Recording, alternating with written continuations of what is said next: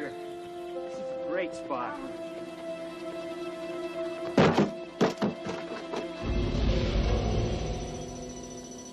Oh, my God.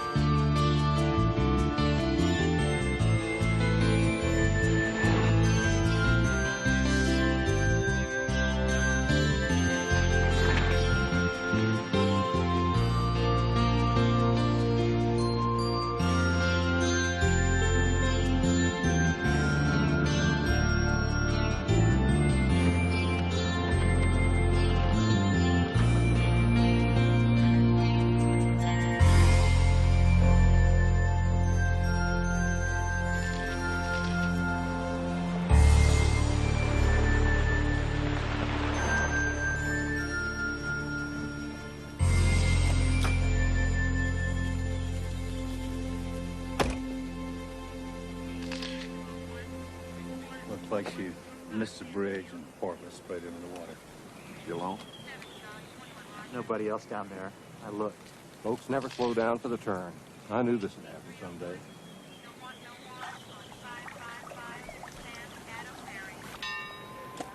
Holly, get rid of that gun before we go in. What would Pastor think?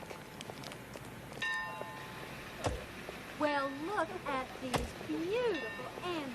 Good morning. Hi, Holly. Hi. Mary, you look so pretty. Look at these girls. Come on in, girls. Oh. Lorna, did you make those dresses? Yes. You are putting me to permanent shame. Buddy says that I could buy them in a store for less than what I spend. Where is he?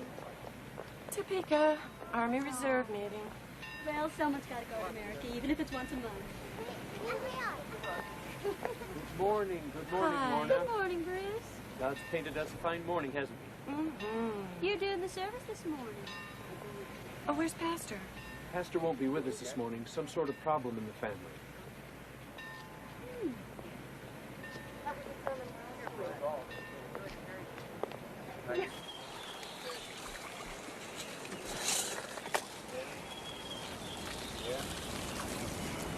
Aaron Shane. Here comes Sheriff.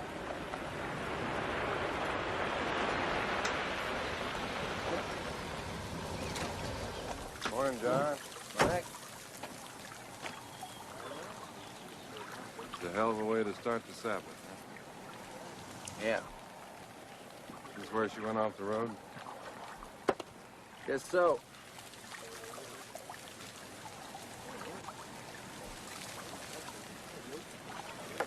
No skid marks. Living in God's way sometimes takes all the courage you've got. God said to us, never worship men. The worst they can do is take your life away from you. Worship God alone. Both death and eternal life are in his hands. God cares for everybody. Bad people and good people, honest people and dishonest people. Doesn't the sun shine and the rain fall on all our farms alike? Excuse me.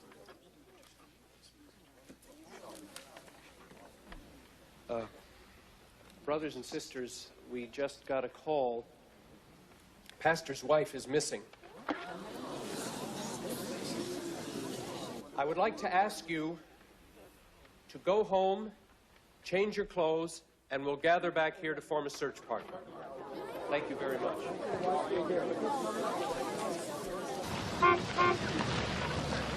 on.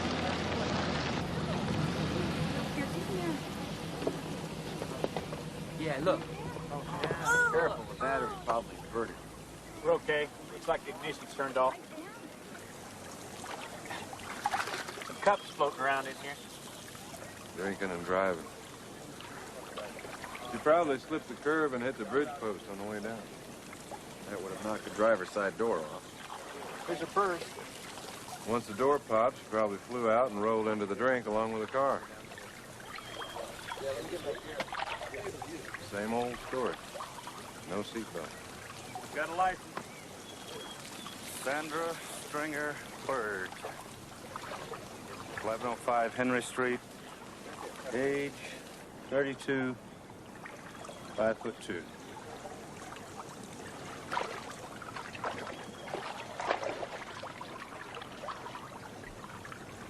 I'll notify the next of kin.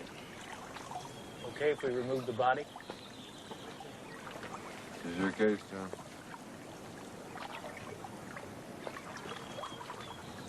Yeah, go ahead. Early! Haul it out. Okay. Now the drunk driver.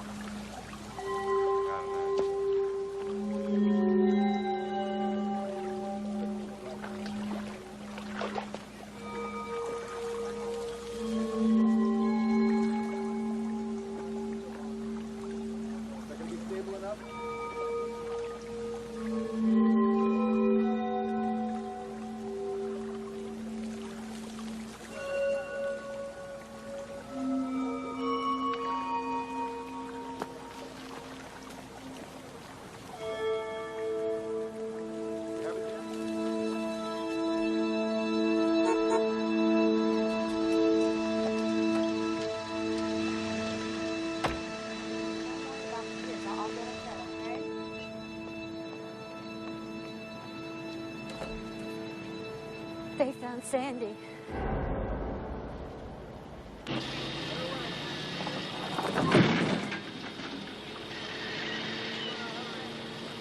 Take it to the Estes yard, will you, Curly?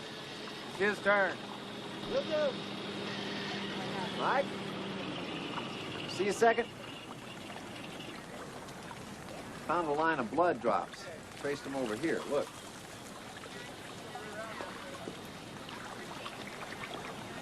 Yeah? I'm trying to figure how that got there. Well, the body must have come flying past and scraped against it. Maybe. Except the car only traveled 65 feet from road to river. That's more like creeping than flying. How does a body fly 5 feet off the ground from a slow-moving car? Simple. The car was going faster. Come on. Hey, you fellas know there's blood up here?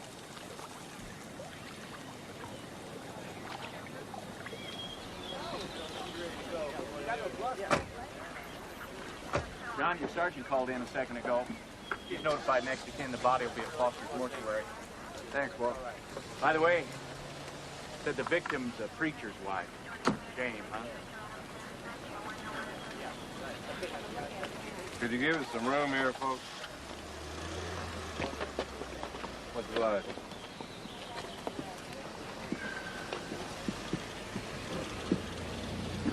Looks fresh to me. Yeah. There's more blood on the railing, Sheriff.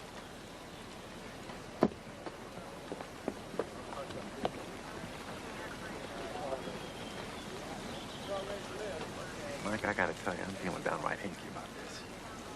It could be fish blood, John. I've seen 2-pound mudcats bleed more than this. The car could have hit a possum crossing the road. It's not just the blood. I mean, there's no skid marks on the road. Walt said her car key was turned off. How's that happen if she's thrown from her car? For all we know, the people that found her could have turned it off. God, I ask him. Yeah, I reckon that'd be a good idea. Grab a sample of his blood. Sure, I'll help you. And I'm just a hairy-legged traffic cop. I've been wondering if maybe we shouldn't have left the car in place, in the body.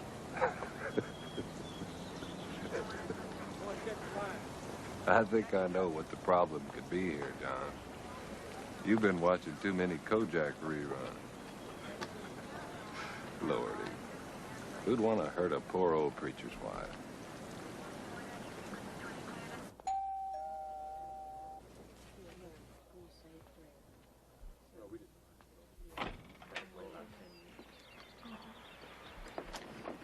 Pastor, you have more visitors.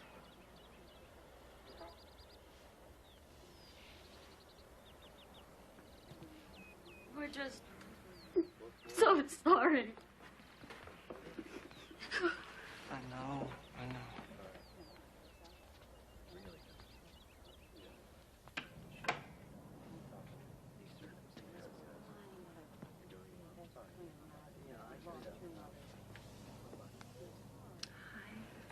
My mom is in heaven. I know she is, honey. Your mama is with Jesus and all the angels. Isn't that nice to know? Yes. Can I have a drink? Sure you can. You want some milk? Okay.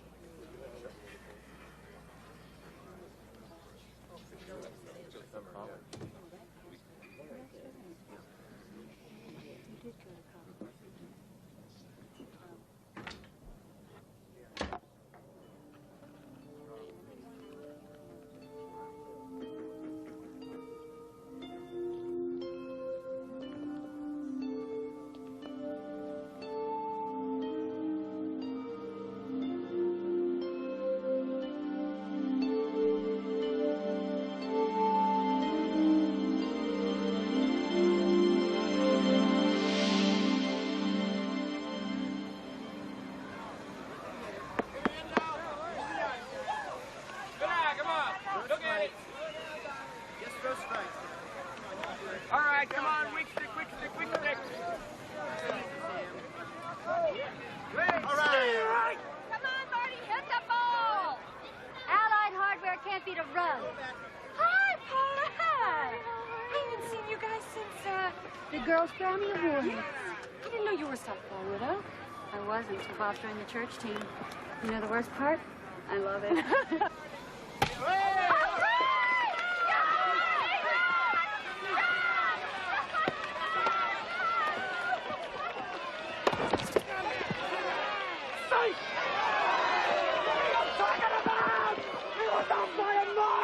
What are you, sightless?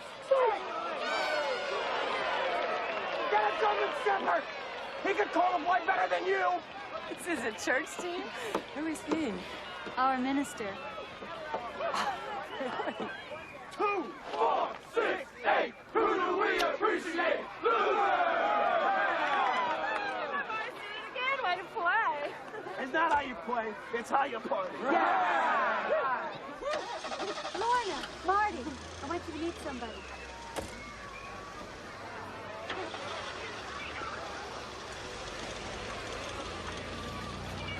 Lorna and Marty Anderson, this is our preacher, Tom Bird. Hi, nice to meet you. Hi. It was a nice slide there at second. That's not what you said, the umpire. That guy was the umpire? I didn't know that. You should hear this man in the pulpit, if you can find the space. We've got how many new members this year? 204 and a half. Mrs. Watts comes every other Sunday. Got 3 services a week, Bible studies, best daycare in Emporia, our own softball, volleyball team. There you go. No, I'm serious. I'd consider it an honor if you'd visit. We need all the power hitters we can get, let alone pretty ladies. Okay. Nice meeting you. Good game? Yeah, you too. And he's great with kids.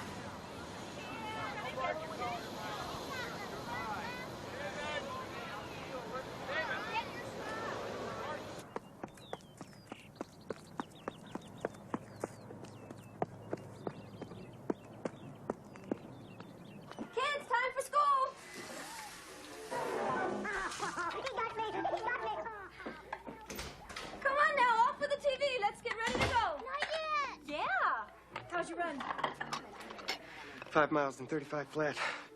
Terrific. I hung your shirt in the laundry room. Children, come on! Gulliver doesn't have to get ready for church school. Let's go. Sandy, where's the letter from St. Mark's about their youth crusade? I thought you had it. No.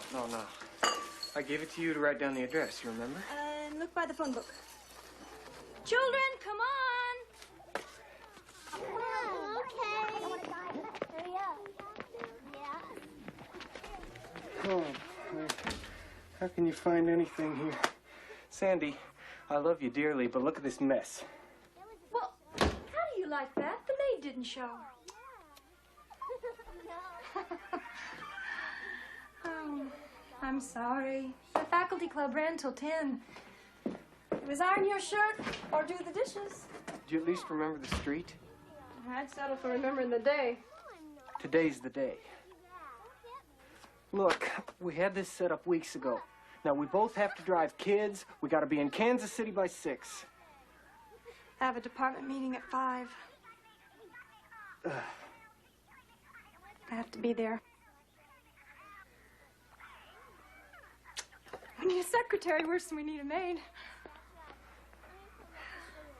Yeah. I'll find someone to drive for me. I promise I will. I'll call around between classes.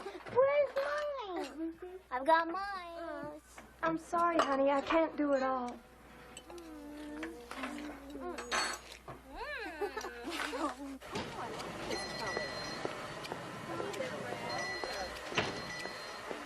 Hey, babe, how you doing?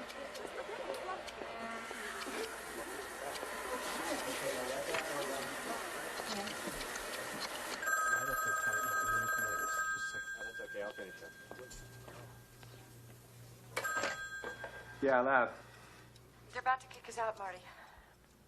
What are you talking about? The kids' nursery school, the check bounced. What am I supposed to do with Mary and the twins all day long? Look, can we talk about this later tonight? I got work to do here. Oh, well, fine. I'll bring them over to you. You can take care of them. I told you not to write the check till Friday. The credit cards got us drained till Friday. I distinctly said that to you. Why is it always wait until Friday or next month? Well, I got a couple reasons you're really interested. The new living room. The refrigerator, your closet. What about the school? I'll cover it! Just like the man in the circus following the elephants, Lauren, I'm one step behind you cleaning up the filth.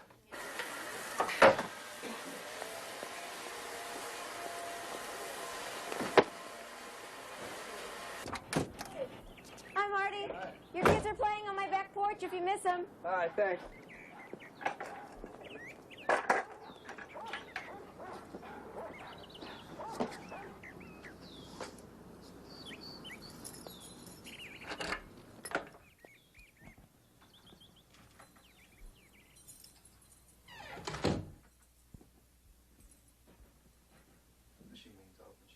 Hello? Dad?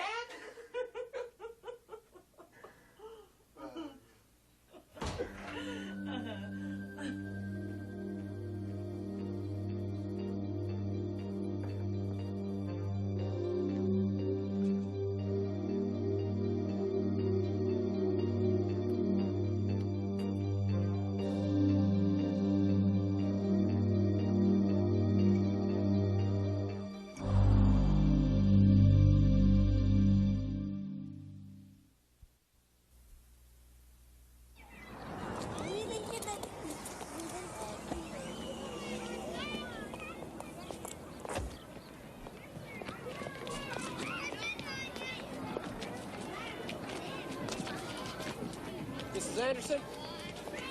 Oh, hi. It's Lorna. Those your kids, or you're renting them for the holidays? No, they're mine. We had heard so many nice things about your nursery school, we decided it was time for change. Well, God bless you. Welcome.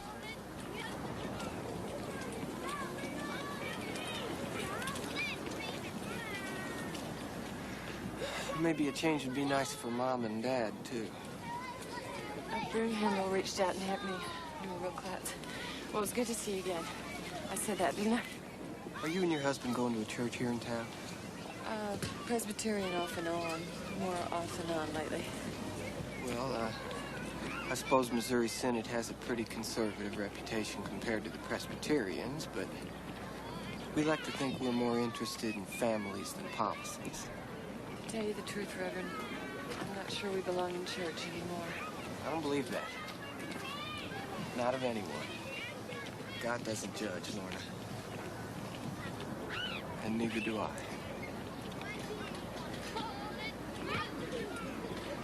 We'll try to come.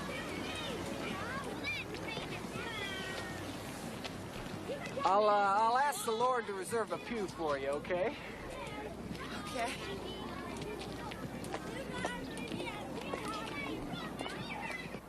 Two years ago, when Sandy and I were driving here from Arkansas, I said, Sandy, do you realize what we're up against?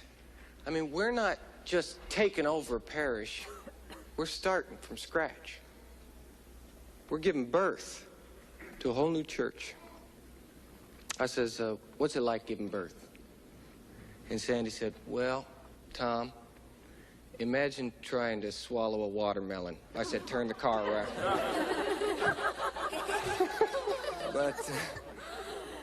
But we came, and look what we've accomplished. We've brought the family and the family of God together. There's a new spirit among us as we grow in faith through the Word and the sacraments.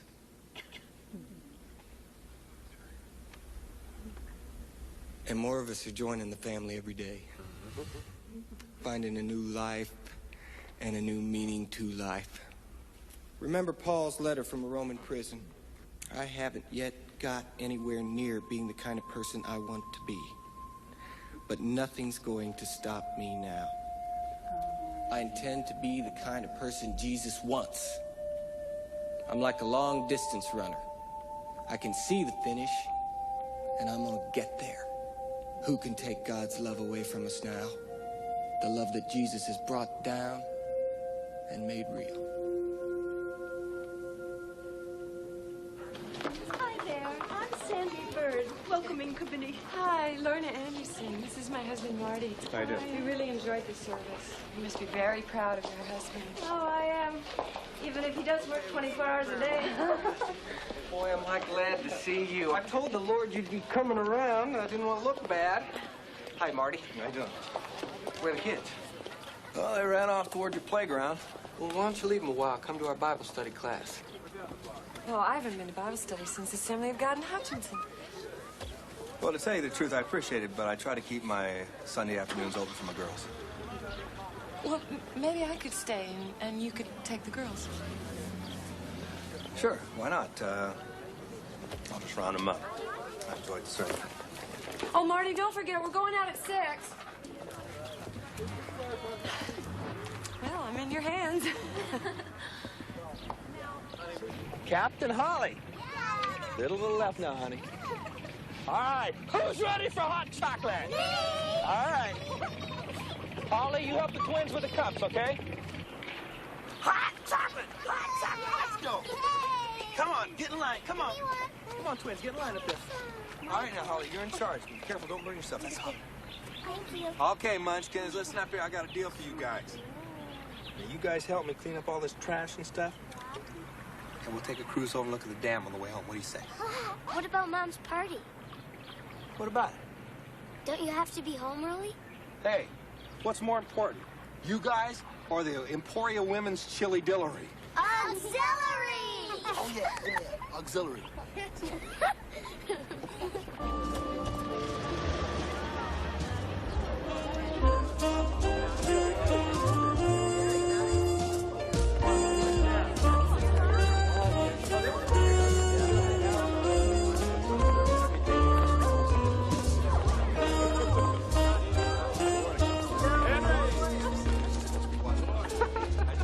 Stone drunk and he dances better than Marty. Hey, speaking of Marty, where is he? Bringing me a drink. You can't even do that on time. He's supposed to be coming behind me to get the phone for the picture. He's looking out in the outfield. You are so rough on that guy sometimes. Listen, take it from a lady who had to learn the hard way. You don't know what you've got till you kick it out of the house. Who's that? Jeff Ellis. Oh, the guy down at the lumber yard? Mm-hmm.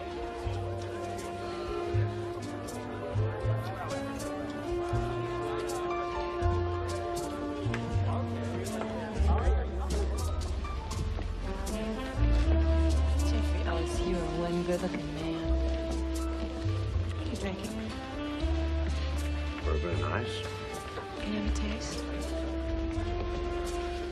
Taste all you want, darling.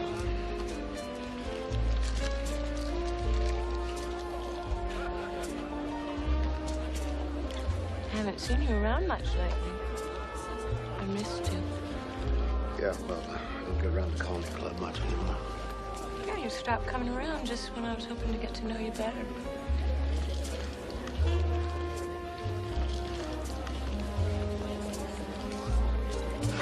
When Joanne draw the line.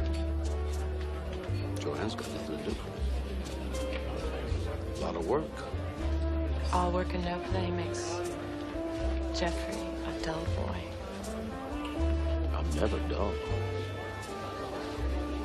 Never. Jeffrey! Jeffrey! Okay, how's your posse? Hey, Marty, what do you say? Miss you at Optimist Club Friday. Oh, there's very good reason for that. I wasn't there. No, seriously. Lorna had a brush fire at the house that she wanted me to put out. Lorna's always got a fire she wants me to put out. I usually put it out by pouring money all over it. Hi, Marty. Sherry, baby, my favorite file clerk. I'd love to keep up with her. You haven't been able to get it on for the last 3 weeks. What makes you think you could now? You got a big mouth, Lorna. Why don't you use it to get yourself a ride home?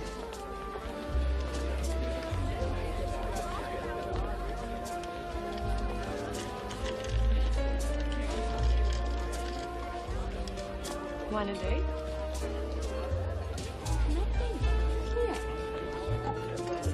No, I don't think so. My daddy always said dance with a gal you brought.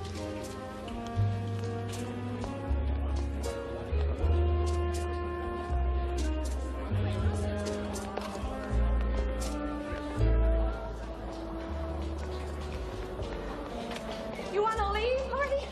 Then leave permanently. Look out, the Wicked Witch of the North. I mean it. I want a divorce. No, I've been through one divorce, never again. How could it be any worse than this? You want to know? You check with a lawyer. I have.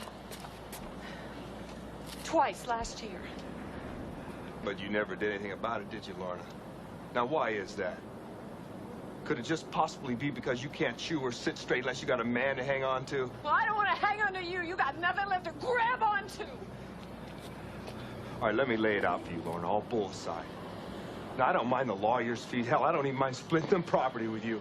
But I'm not giving you a divorce because of the girls. But you can visit them. You can have them on weekends. Yeah, I tell you, move them out of town or poison them against me. They're all I got in a life full of crap, and I love them. And I will never, ever give them up to you. Now, get in the car. I am not leaving here until this is settled. It is settled.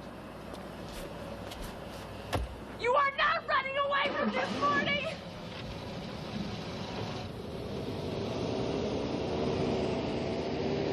Marty!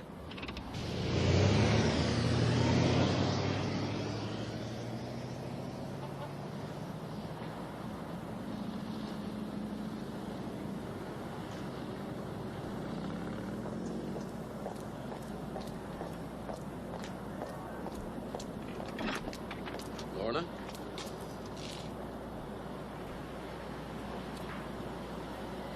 I figure we got 20 minutes till the missus.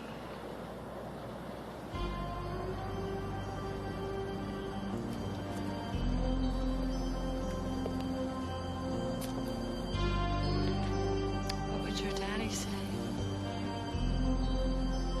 My daddy never had a lick of fun in his life.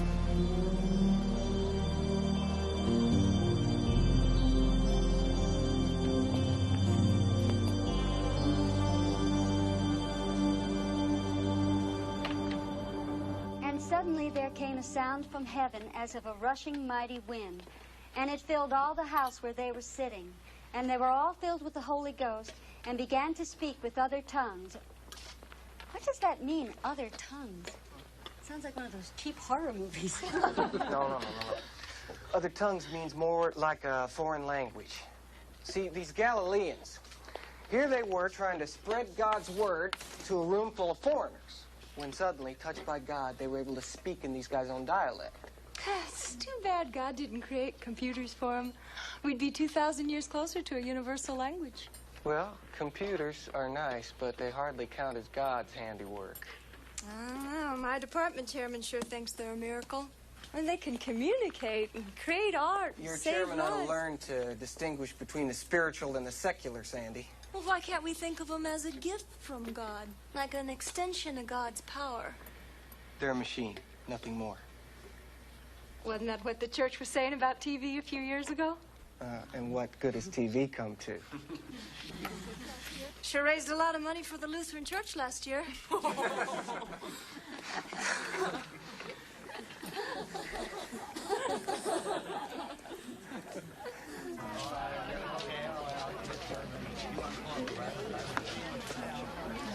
Sandy, I want you to meet somebody. And it would be a blessing. Will you tell Lewis someone will come by the hospital to see him? Thank you. Tomorrow. All right.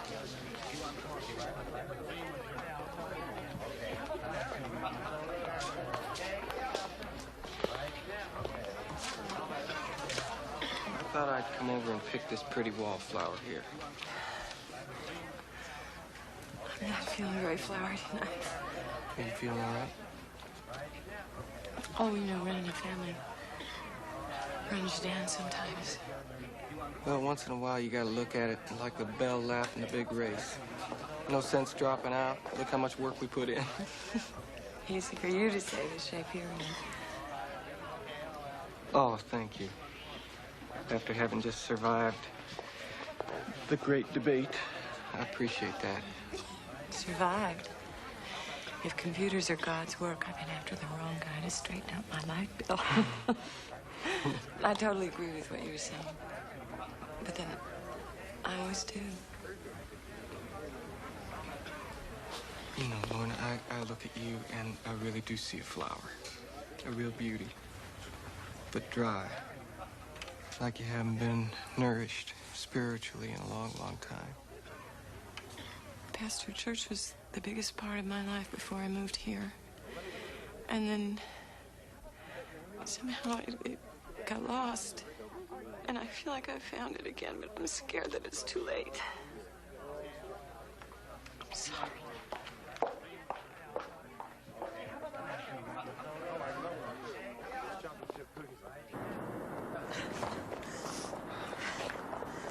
Lorna? I didn't mean to make a fuss. I'd better go. Why? What are you running from? I don't know. God? God's someone you run to, Lorna, not away from. I don't think he'd like what he sees. What could you have possibly done that he wouldn't understand? You'd be surprised. No, I wouldn't. We're a small parish in a small town. Preachers, we hear the rumors just like everybody else. I'm so ashamed. My marriage is dead. Marty drinks. We're out of money. Now, wait a second. This sounds familiar. As the world turns. No, the guiding light.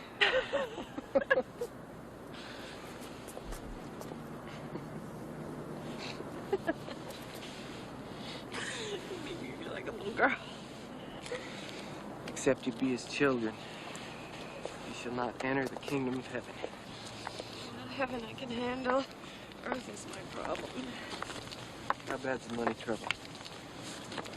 I can't even afford a new dress, let alone a divorce. Well, we can't have you running around here in your birthday suit.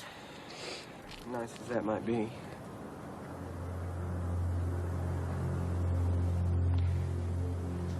Would a job help? A job is what? People keep telling me I need a secretary. Well, I don't know. Marty says I'm the world's worst typist. No, you're not. I am. But if you can spell, we're in business.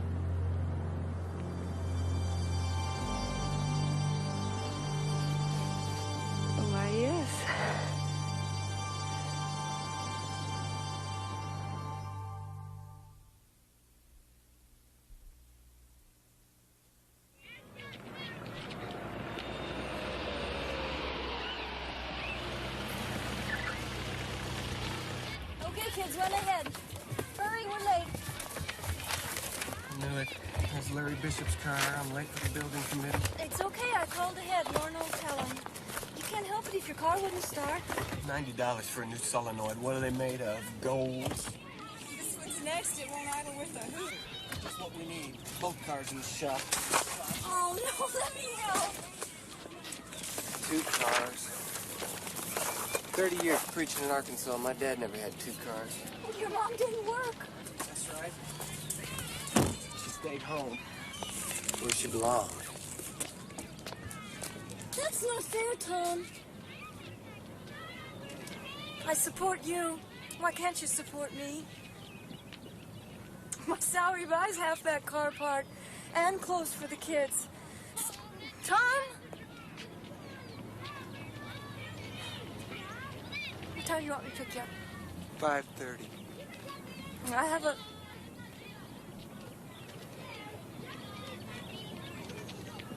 faculty club meeting at 5:30.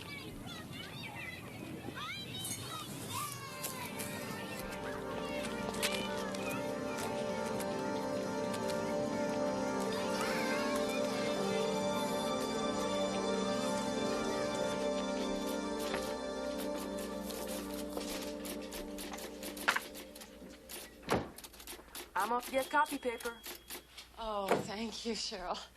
I feel so guilty about asking the financial chairman to run an errand. Oh, don't be silly. Like Pastor says, we're all servants unto the Lord.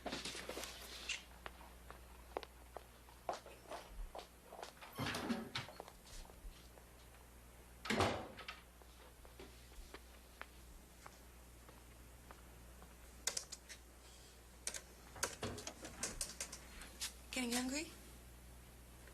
Huh? It's almost lunchtime. Yeah, well, my car's in the shop. I know. I usually just grab some peanut butter with the school kids. I know. I thought you might like a change.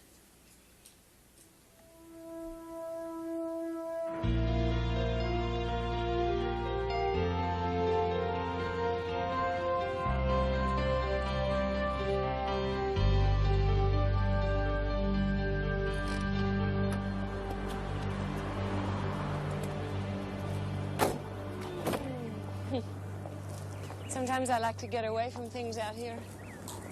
It's like a different world, isn't it? A better world. It's like a dream. Like New Mexico. You dream about New Mexico? Well, I was on this retreat there a couple years ago. I was sitting by a dying campfire, and God spoke to me. He said, Tom, families, they're in the worst trouble they ever been in. You gotta help them here, right here in the desert. This is your promised land. I swear to you, it was like a revelation. God wanted me to start this family counseling center out in New Mexico. And that's my dream. Was, anyway.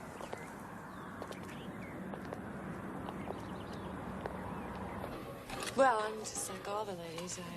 I admire Sandy a lot, but I guess there's always a trade-off. Have you talked to Sandy about New Mexico? No. Well, you sound like you've given up.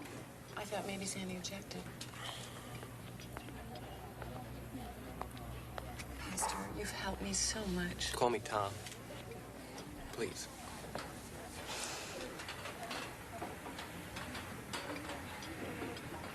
You've come to mean so much to me that when you're unhappy, it hurts. I mean, I know you have a wonderful family and a good marriage. My marriage stinks. New Mexico died the day that I admitted that to myself. How could I go off and counsel families in the name of God when my own family was alive? Well, have you talked about it? Maybe if Sandy knew how you felt. Oh, it's too late, Lorna. It's much too late. Well, have you thought about separation or divorce? Divorce is impossible. A person can't live without dreams, Tom. A person does what he has to. I pray for strength The harder the road, the more I pray. But it's a long road without understanding, support, love. But you are loved, Tom.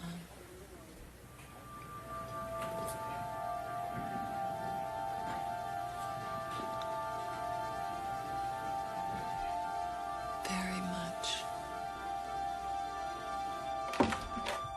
Louise Polk's daughter just pledged Pi Phi at the KU Major News.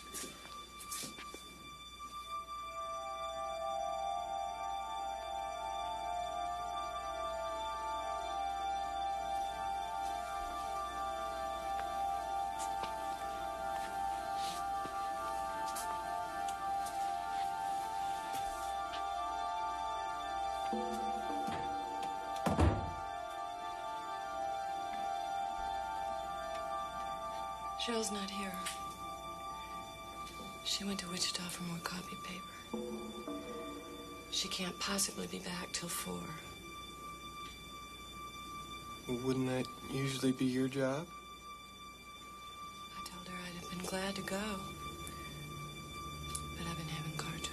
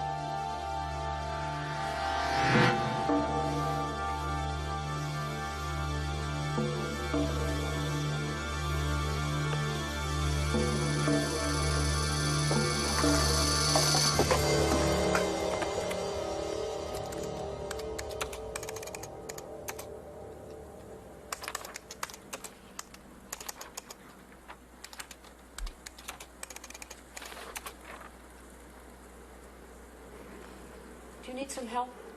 Yeah, how do you cross-reference 2 files in the C mode? Load 4.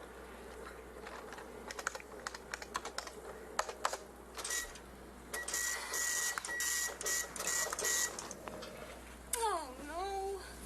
What's wrong? I programmed the wrong cosine. Sandy, they're only numbers. We can fix it.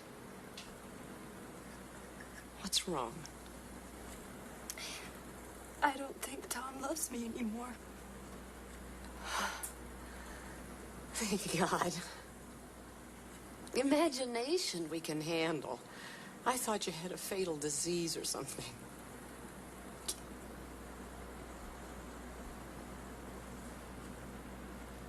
And the Lord said unto Satan, Whence comest thou? You know what Satan said? You know what the prince of darkness replied? I come from walking the earth. And the question today is, brothers and sisters, has Satan been walking or drinking or sleeping with me? Too simple. All emotion is dated. Emotion alone is not enough. No, he's no Thomas Bird. What he's got is TV. The beast came to walk among us. Tom, you'd be wonderful on TV. Yeah, I thought about it. I was going to do TV in New Mexico. Put up a dish to make the 700 Club weep. 1 year, and you would reach more people than any of them. Roberts, Reverend Falwell, any. Well, not right away. Equipment and stuff, it costs big money. Well, I could raise money. I could.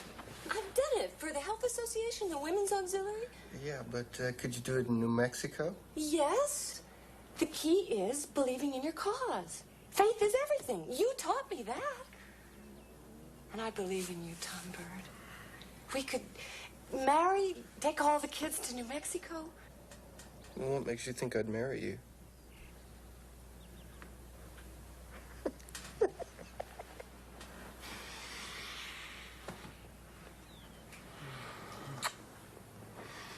truth is, you're not what I need in a wife.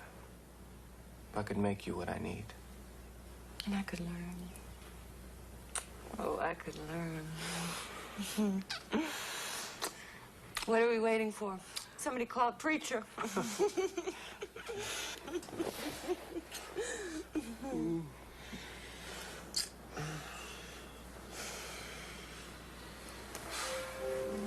What? What's the matter? Are we kidding? The man on TV has the one thing we'll never have. Freedom. God brought us together, darling. He had to have a reason.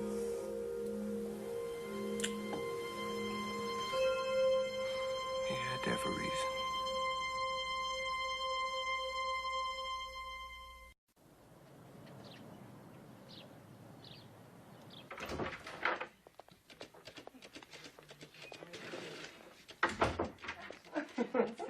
Pastor.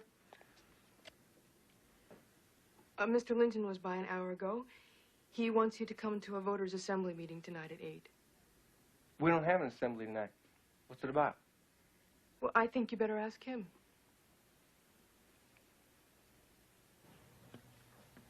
Pastor, we all feel a little funny about this, but when Ma thinks she hears rats in the attic, it's usually up to Pa to poke around. I understand, Bruce. Certain folks around the church, not many, a few, seem to feel you're spending a lot of time with your secretary.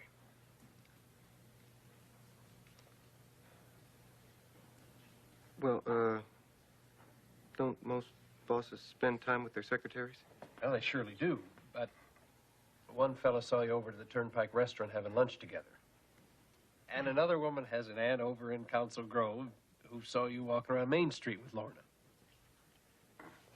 I went to visit a farmer, and Lorna rode along. What harm is there in that? Well, nothing, of course, except there's this matter of Lorna's reputation around town. Now, it may be just rumors. I can assure you, it's rumors. Look, you know how it is in a little town like ours. You have to close the blinds just to change your mind.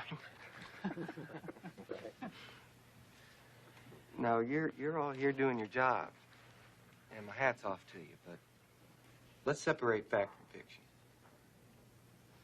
The fiction is that something's going on between me and poor Lorna Anderson. Not so. The fact is, and I tell you this privately, Lorna has some family problems. Problems I've been counseling her on, and quite frankly, I think I'm doing some good. She has a tendency to spiral down, so I think it would be cruel to cut her off just now. But if you want, maybe I can have a talk with her. Explain we have to be careful of the wrong impression.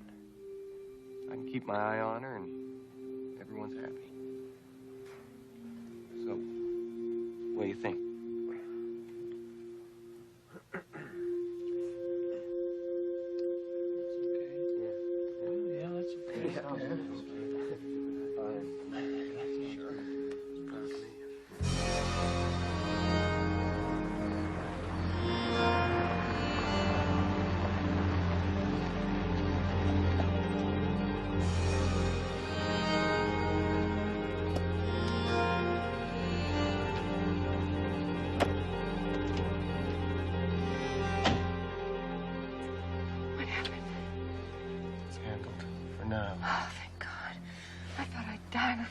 I had to wait for Marty to pass out. It's not going to be so easy anymore, Lorna. Your time at work has to be cut. People are talking. There's no other way. Well, then let's go. The hell with them all. Let's go to New Mexico tonight. How?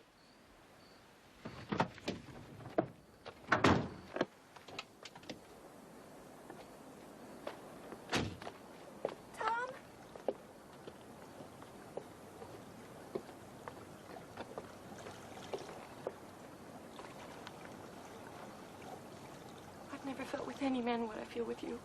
I feel the power of God. I'll go to New Mexico. I'll walk off this bridge, whatever you say, whatever. What I say is we don't have a dime between us. Maybe it just takes faith. Maybe... I've got faith. Enough faith to run 2 churches at once. enough to build up the best parish in town from sweat and prayers. And I'm gonna tell you something. I don't think in the farthest corner of my heart that God expects me to start again from nothing. I've proven myself, Lord. You showed me the place. You chose the families. How in the name of Jesus am I supposed to get there? I'm ready. I've earned it. Help me!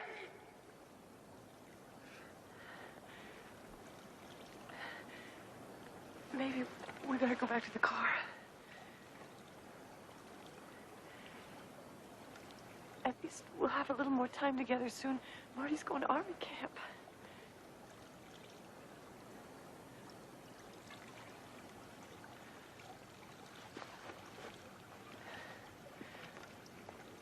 Are you coming? Go home, Lorna. I'm staying here till I get some answers.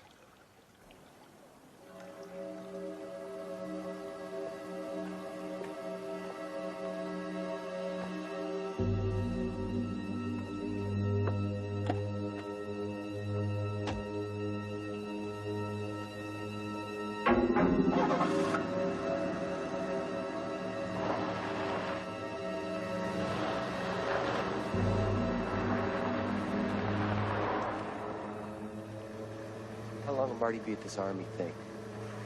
2 weeks. Is it dangerous? A little? And we have to pray he's killed. It'd be less evil for him to die than to go on torturing you and the girls. Pray. Gotta listen.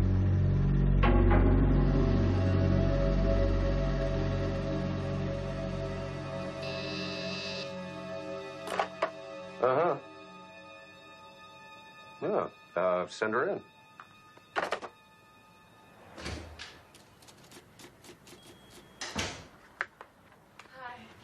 Oh, hi. What's going on? The Andersons off to war? Oh, Marty's leaving for army camp. Some guys will do anything to get out of an optimist meeting. Have a seat.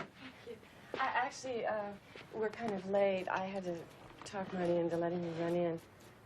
I know it's silly, but I'm just a little worried about his life insurance. Whether it's enough. Well, I'd be glad to sell you more. Young jocks we love to insure.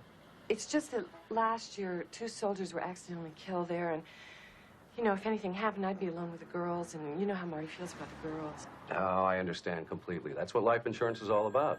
How much are we talking about? Another 100,000? Is that enough?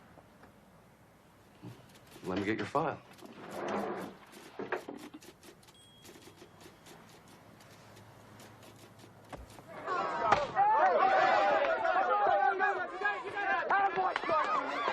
You needed it. Good job, Ricky. Good job. Get some defense. Come on, Rick. You needed it. Come on, Kenny. Pastor?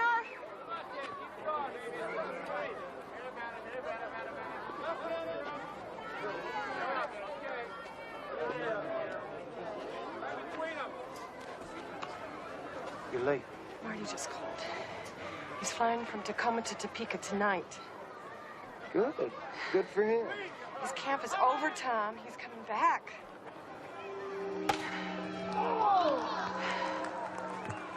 Endureth all things, Lorna.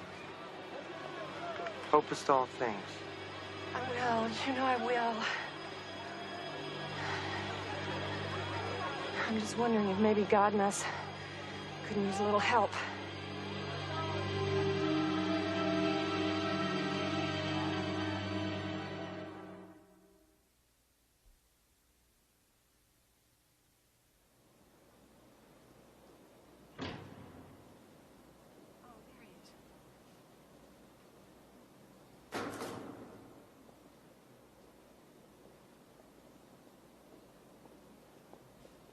Tom, this is the man I was telling you about.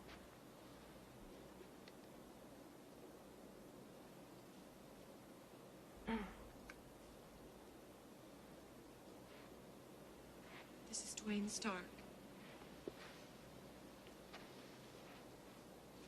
Good to meet you. Shows you what I know about hairdressers. I thought y'all wore silk shirts and such. No, that's his brother, Ronnie. I build houses, Reverend. Fireworks is just a sideline. But I banged out a stand for the Blue Stem Boys Club last summer. Lorna tells me your youth group's thinking of selling fireworks, so... Lorna's an old friend. Anything I can do to help? Fireworks? Yeah. This is about building a fireworks stand. Right?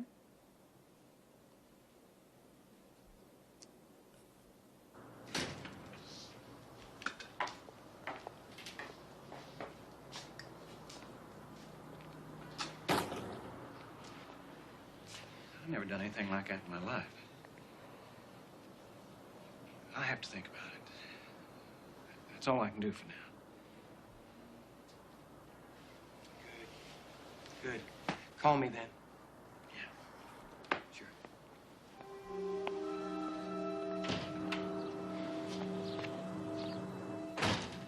He's not gonna help us. Doesn't matter. I understand now. It's up to us, Lorna. That's what God's wanted us to see all along.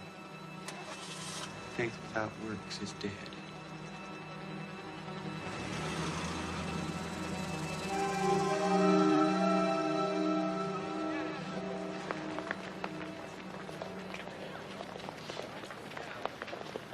Would you please smile? This is a great opportunity. Over here, Sandy. Hi.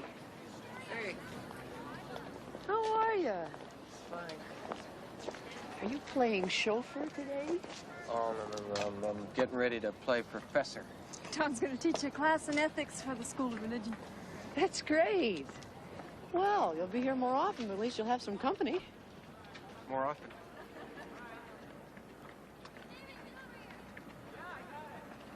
I got promoted, Tom. I'm going to be teaching 2 new courses in the fall. Well, that's wonderful, Sandy.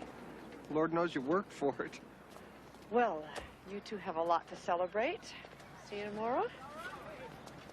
Bye, Tom. Take care.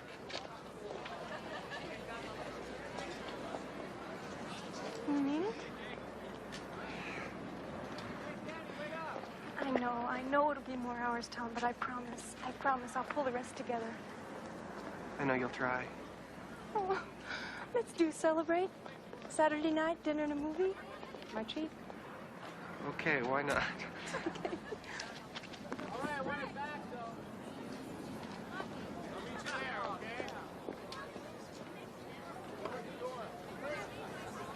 Oh, we'll have to hurry, dear. Miss Minchin doesn't like anyone to be late. Tell me, Miss Rose, do you think Miss Minchin could be as cross as she looks?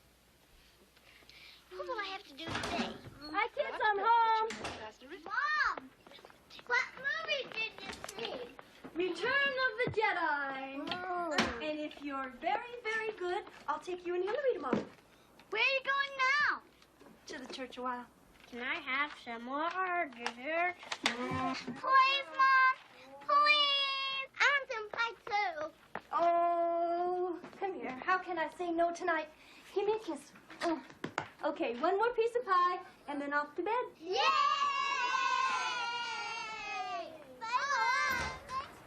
Someone's gonna have fun tonight. Oh, you bet.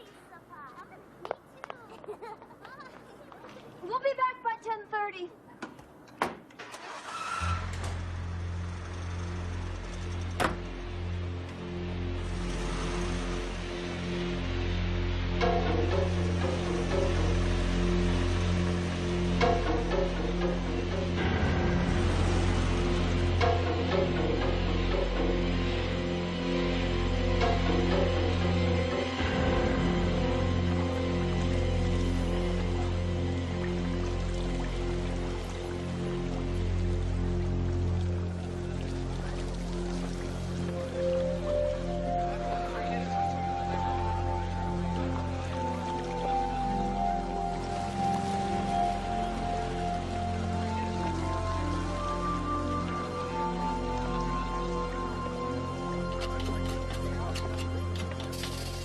Mike, you want to take these in or you want me to? Your investigation. You still feeling hanky? Yeah, I don't know. Well, look, if you want, come by my office tomorrow and we'll go over this thing. Maybe I should do that. But for pity's sake, take a bath first.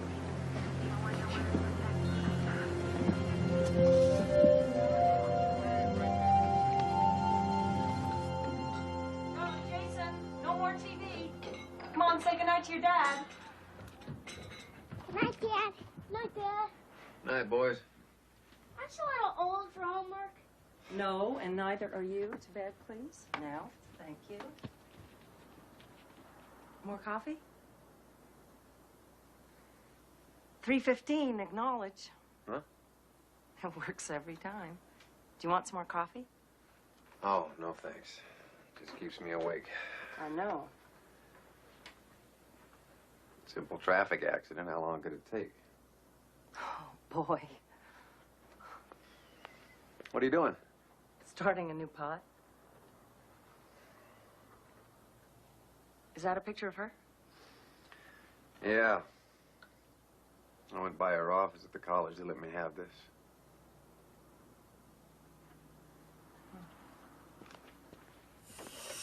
If she's driving to work, how's she end up in the river 8 miles from town? Maybe she went to the college first. My God, what if she picked someone up? What if someone else were in the car? They'd have been hurt, too. I already checked all the hospitals. Nothing. See, that's the problem. Well, what's she doing out there alone? It's damn spooky out there that time of night. Would you be out there? No. Unless the guys were right. Unless she was drunk. Good night, honey. Night.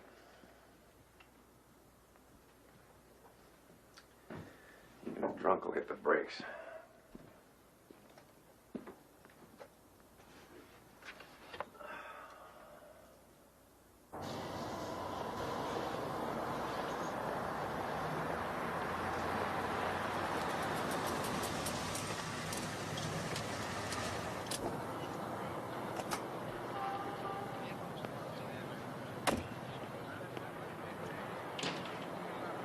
Morning, Clarice. We'll get to that DUI case of yours as soon as I buy the judge some cough drops.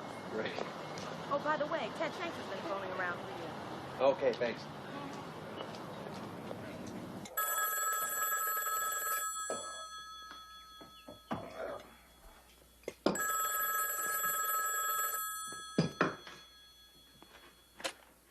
Hello. Dad? John? Hey, John. Caught me with my nose in the garbage disposal. Bonnie dropped a fork down it this morning. Tell her those things go in the dishwasher, not the disposal. You tell her. No, thanks. Ted, they want me in court on that DUI. Were you looking for me? Oh, yeah. Remember that bridge fatality you were working yesterday? Yeah. Victim's name was Bird, right? Husband's a minister? Yeah? Well, I was telling Bonnie about it. She works for this baby doctor, right? She says this same Reverend Bird was in Doc's office about 6 weeks ago. Came in with this lady and her kid from the church, see? So Bonnie takes the kid to the playroom. Comes back to talk to the mother, and there's this lady sitting on the minister's lap. Right in that waiting room. You believe that? They were fooling around? They weren't playing doctor. Some lady named Anderson. I don't know if it's important, but it's damn interesting, isn't it? Yeah. John. Thanks, Ted. The kids are all packed. How far is Little Rock? What? How long will it take you to get to Sandy's home? All day, probably. What time is the funeral tomorrow? 2.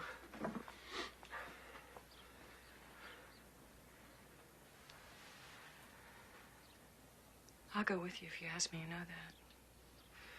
No, not yet. I'll call you every day. I want you all the time.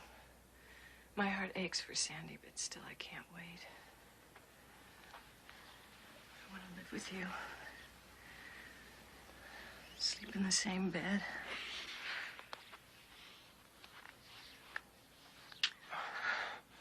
soon, darling. We've started. You and me together.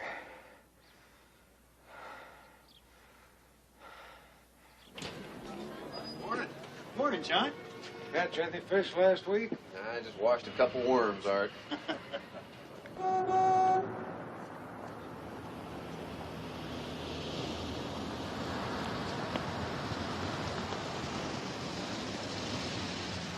Morning, Kyle. John, you make that autopsy? Just finished. How'd it go? Okay, I shot your pictures. I'll run the film by the store for you. Great. Any surprises? Just a bunch of bruises, chest, abdominal bleeding. Usual traffic accident stuff. But the doc said the embalming fluid's going to ruin most of the blood tests. The body was already embalmed? Seems like the mortuary didn't get word in time yesterday.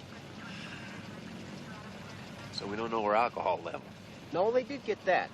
Doc said .01, I think. She wasn't drunk. Nope. I gotta get over to the sheriff. Thanks. We're here to serve. Oh, yeah, one other thing. There was no water in the lungs. Strange, huh? Man.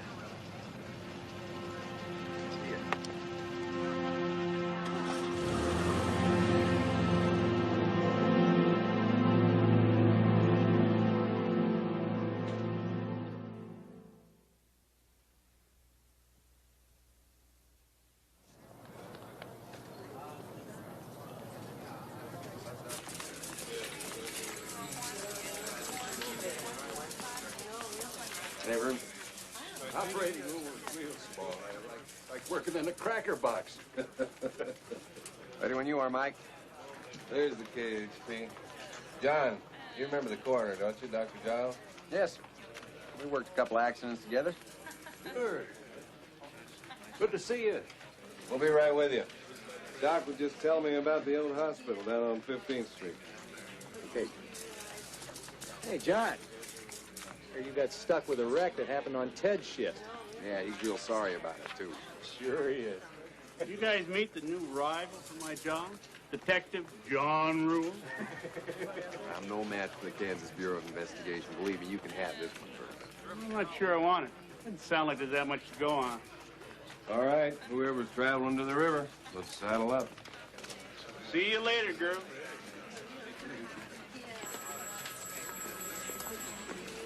Mr. Rule, I'm Nancy Horst with the Employer Gazette. You're the investigating officer on that minister's wife's accident. Yeah, I guess so. Just got the report from the desk. She just mistook her. That's what it looks like. Anything else? Nothing wrong with the car? No foul play? No. Thanks a lot. Mm-hmm.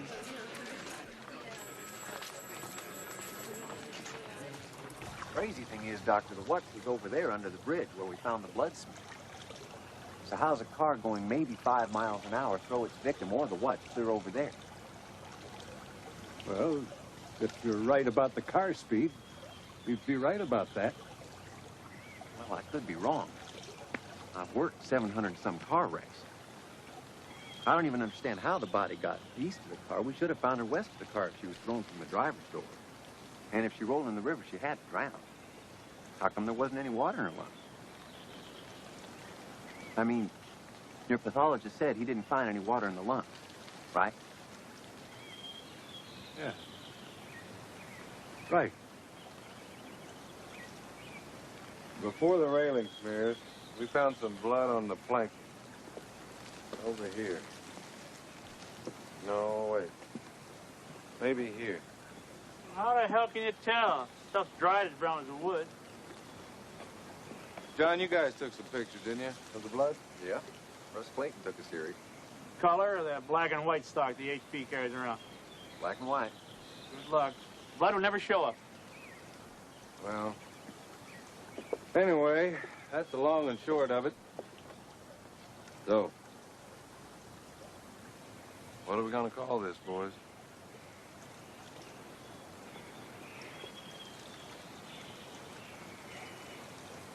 I'm sorry, but I just don't believe this is an accident. Well, trouble is, if it's not an accident, it's got to be a homicide. Yep. I think you got a problem proving that, John. This pool of blood here, it could be from anything or anyone. Same with the smears. Every piece of evidence, the watch, the body, the blood, the car, everything's been moved or tromped over. I don't know what the coroner says. I think you got a hard row to hoe here proving homicide. Well, the woman's extreme lower half bruises are consistent with a traffic accident. But she didn't have any water in her lungs. Not unheard of. There's such a thing as dry drowning. I see what you're getting at, John. But if this is a murder, who did it? This is a minister's wife, for heaven's sake, with 3 kids. Who'd want to kill her?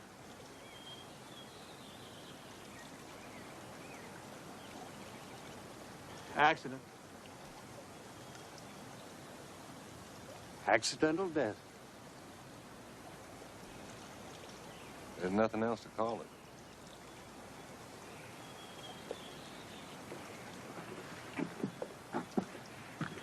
There's one other thing I found out. Seems the victim's husband, this minister, was seen playing handsy with a woman named Anderson in town 6 weeks ago. You know that for a fact? That's what I heard. Well, now, last week I heard that old Roy Skinner slipped and broke his neck trying to fix his roof. Turns out all he broke was a step on the ladder. And it wasn't his roof, it was the porch light. Suppose the minister is fooling around. You think he could be guilty of something as gory as this? This isn't Chicago or New York. This is Emporia, Kansas. And that poor church lady just slipped off the road. Keep digging if you want, John. That's the way I see it.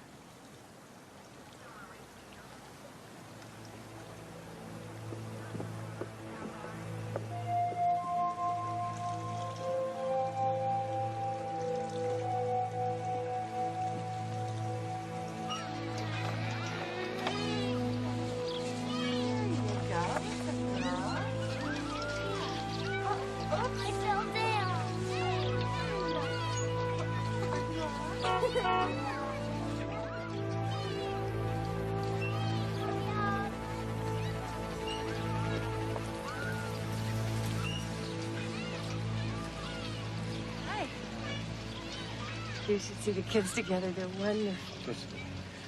Tom, what does somebody see? The only judgment I care about is God's. What is it? Sandy's life insurance. How much? $5,000.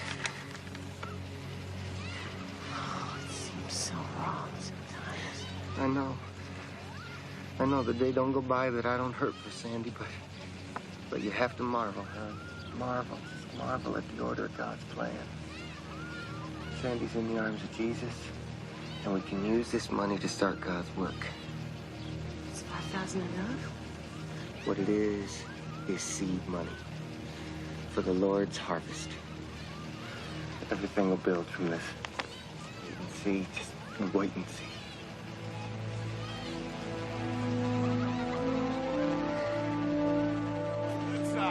Knock it off, Grease. You ain't got no good sign. Hey, Mike. Hey, John, how's it going? Here you roped yourself a couple of Grand Theft Autos. They still can't believe they look dumb sitting in a BMW. I was wondering if you guys ever got the results back on that blood we scraped from the bridge. Yeah, lab couldn't tell much, though. The blood is denatured in the sun and wind, John. Could they tell if it was human? Yeah, it was. Type A. Not a fact. You're probably wondering what Mrs. Bird's blood type was. Yeah, I guess I am. Don't know. Family isn't sure, and the autopsy blood was polluted. It's like moving the car in the body. We just didn't quite get plugged in time to make a case of it. If there ever was a case. Look at this. Guy's an organ donor. I'd like to hurry him along.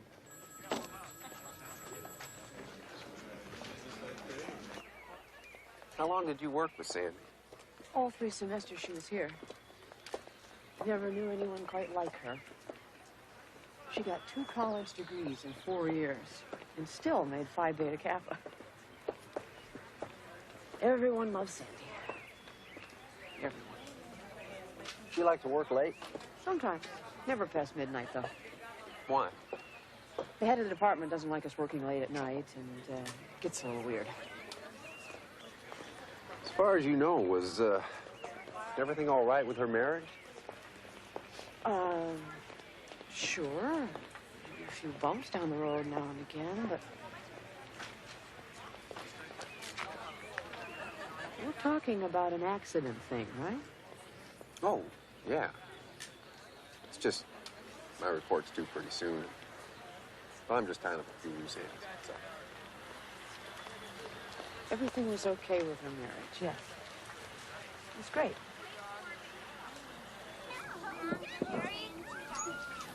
No, sir. We've lived next to Tom and Sandy ever since they moved here from Arkansas. I've never seen them have a cross word, let alone marital trouble. They were a fine Christian family. Well, thanks very much for your time. Only thing that surprises me is how Sandy could have gotten thrown from her car. How's that? She always wore a seatbelt, even to the grocery store. Well, thanks again.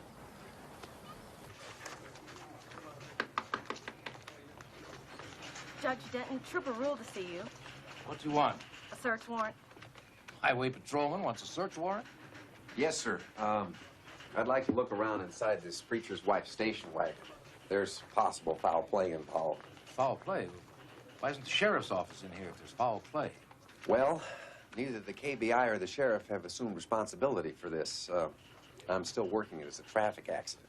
It's a traffic accident. What do you want to nose around in the car for? Your Honor, that's a long story. No, it isn't. I have court in 6 minutes. 1 bottle of cold duck. Empty. So what's that add up to? A carpet section, no visible hair, apple cider, miscellaneous red cup, 1 cold duck, no hard booze. No blood in the car either, John. Just don't seem like much to me. Doesn't it seem a little odd there isn't any blood inside? She died from some kind of car impact?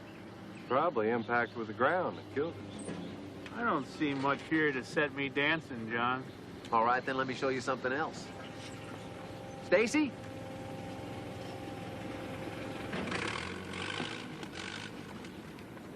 Come here. Do what we talked about, huh? Look at her feet. She can't even reach the pedals. Did you drive with the seat in that position? I don't think so. Tell these men how tall you are. 5'4". So? Sandy Bird was 5'2", according to her license. And I can't find anyone who's moved the seat. But how can we prove it hasn't been moved after all this time? Nah, doesn't work, John. I'll tell you what, the Reverend Bird wouldn't have any trouble fitting behind that wheel. Easy, John. All I'm saying is let's call Bird in and get his story. Damn it, you're talking about a minister. You know how many churches there are in Emporia? 51. Before you haul in a minister, you better have one hell of a good reason. Look, you guys are the pros. I'm no homicide investigator, I admit that. But I know accidents, and by God, that was no accident. If I can convince a judge to give me a warrant, why can't I at least convince you to talk to the one logical suspect?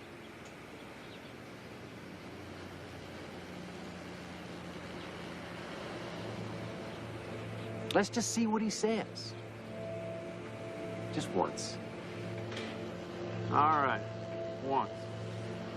We all better go say our prayers.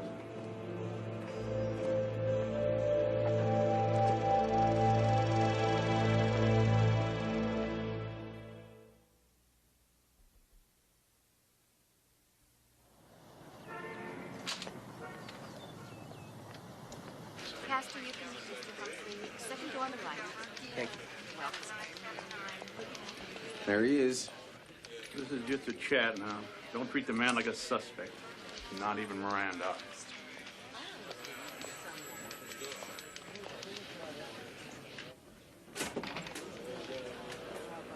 Master, I'm Vern Humphrey, Kansas Bureau of Investigation.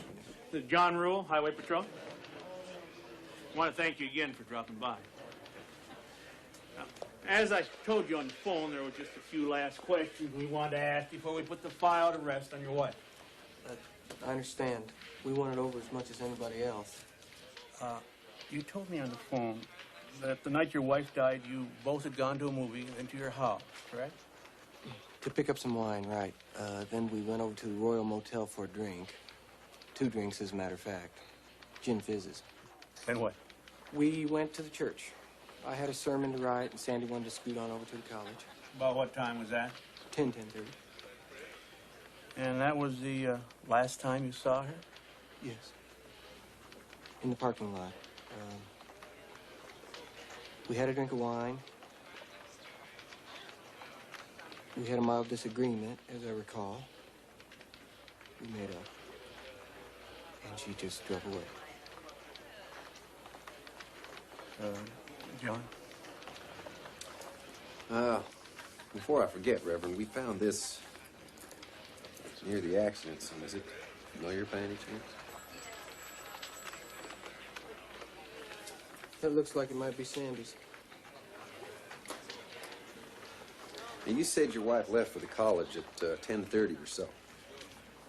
Can I ask for what reason? She was going to pick up some computer materials. About what time did you start to miss her? I don't know.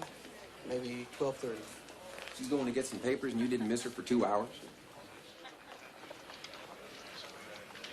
I thought maybe she started to work. Computer time was hard to come by. She worked a lot at night. You mentioned you had a disagreement in the parking lot. Well, no, that didn't amount to anything. But now, of course, I regret it so much. What about? Oh, the usual battle, spend enough time with each other. Happens in every family. And once you realized something was wrong, 2 hours later, who'd you call? The college security officer. Anyone else? The Emporia police. Then home. You called the authorities first and home last? Wouldn't home be the first logical place to check? Probably. I was worried. That's why I went jogging. Jogging? Is that usual for you? I run 5 miles a day. Helps to relieve tension. You should try it.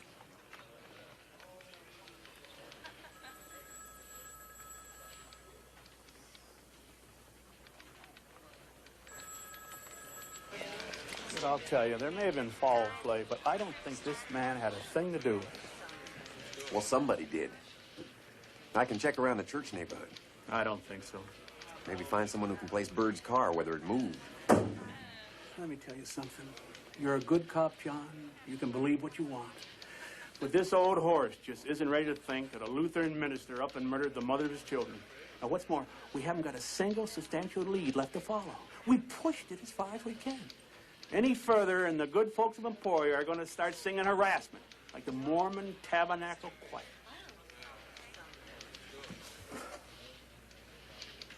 Go home, John. Give it a rest.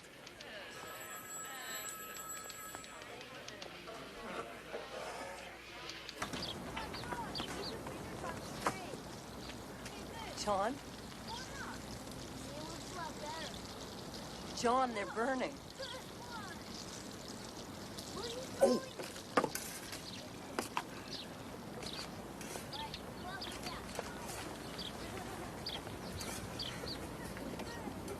How much longer? What? How much longer are you going to carry around Sandy Bird? What makes you think I'm carrying... 15 years of marriage, 2 kids, and a husband I can see through like well water. I'll turn in my final report tomorrow. What'll it say? Accidental death. You don't believe that? The reports do. I got no other official choice. But I'll tell you this. I'm attaching a letter saying I think the whole thing's a crock. Well, at least it'll be over. It will be over, won't it? I see her, Lorraine. In my sleep. It's like she knows I'm responsible. John, you're a traffic officer. You're not a detective. It's not your job. I fed myself that line for a while. But it was my case. And I allowed the evidence to be moved, to slip away. I'd love to blame Vern or Mike. I can't. You need a pretty broad back to carry that load. I owe the woman a big bill. It's as simple as that. Don't expect me to like welching on it.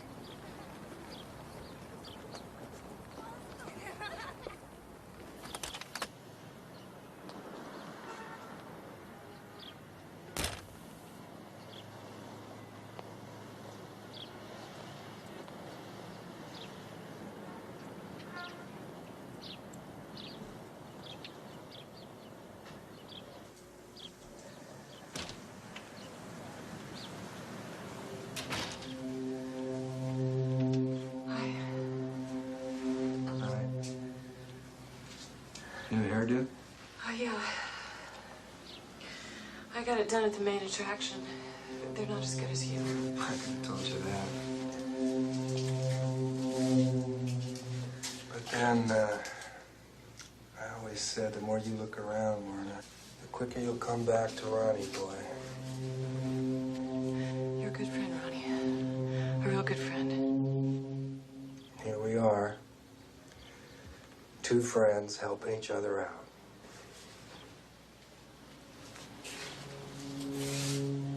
You got it? Yeah.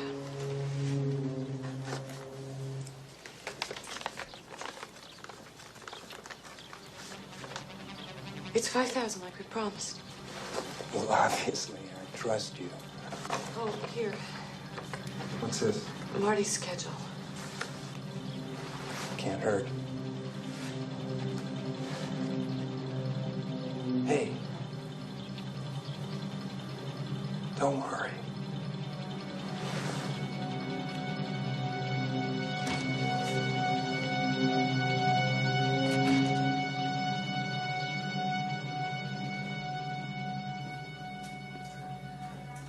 John, you can do what you want. But I wouldn't attach this if I were you. Hell, that's the least I can do. You remember last year when you wrote up that Tucker kid's wreck as a suicide? What happened? Captain hit the fan. You're damn right. The family couldn't collect the insurance. Sandra Bird did not commit suicide.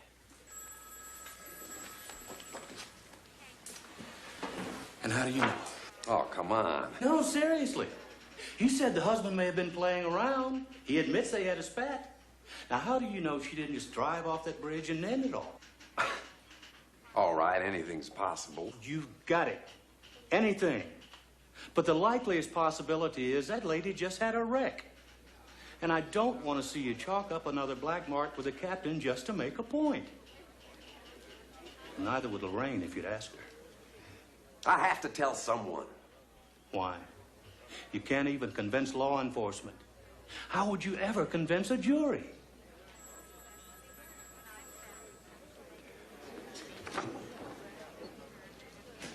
Now, why don't you just turn your notes over to the sheriff? Call it quits.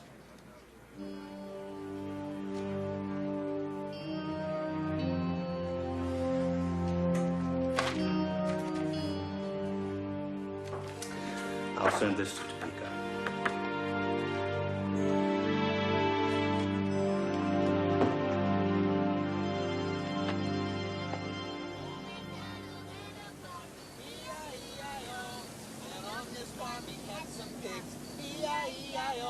With an oink oink here and an oink oink there, here an oink everywhere an oink oink. Old MacDonald had a farm, E-I-E-I-O. And on this farm he had some cows, E-I-E-I-O. With a moo moo here and a moo moo there, here moo there. Have to be so loud. Oink oink here and an oink oink there, here an oink there, an oink everywhere an oink oink. Old MacDonald had a farm, E-I-E-I-O. Marty, I don't feel on this farm he had some pigs, E-I-E-I-O. That's good, you guys. Hey, we leave any animals out now? Worm! Dog! Dog? What's the matter? I'm really sick. Gross. Now, hush, you guys. Now, come on, that's not nice. How would you feel if somebody laughed at you when you got sick? Yeah, it's not funny, Holly. How come Mom's sick? I don't know. Something she ate in Junction City.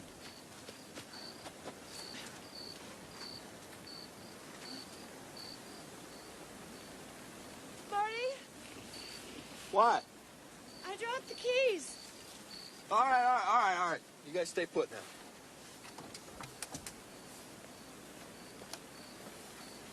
Where's Daddy going? Probably to hold Mama's head while she throws up. Where? Here. Well, where? Somewhere here. All right. You go back to the van, see if you can find a flashlight.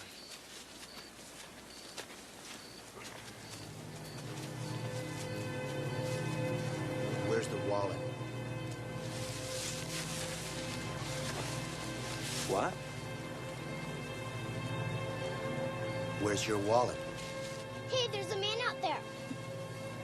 What do you want? You want money? Hey, no problem, man. I got money. I got a lot of money.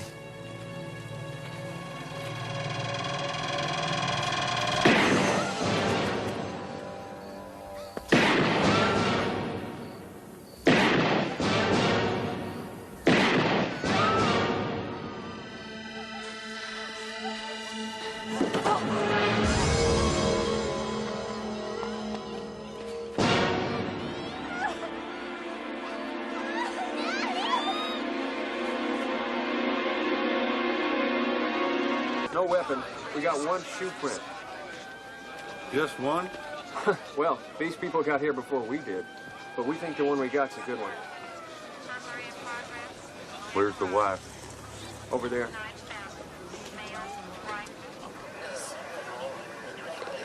His face was dark. His hands were dark. I can't say. Was he a Negro? I'm not sure. Could he have been wearing gloves, maybe? This is Deputy Sheriff Rayburn, ma'am. Yeah, gloves and a mask, maybe. I just can't remember.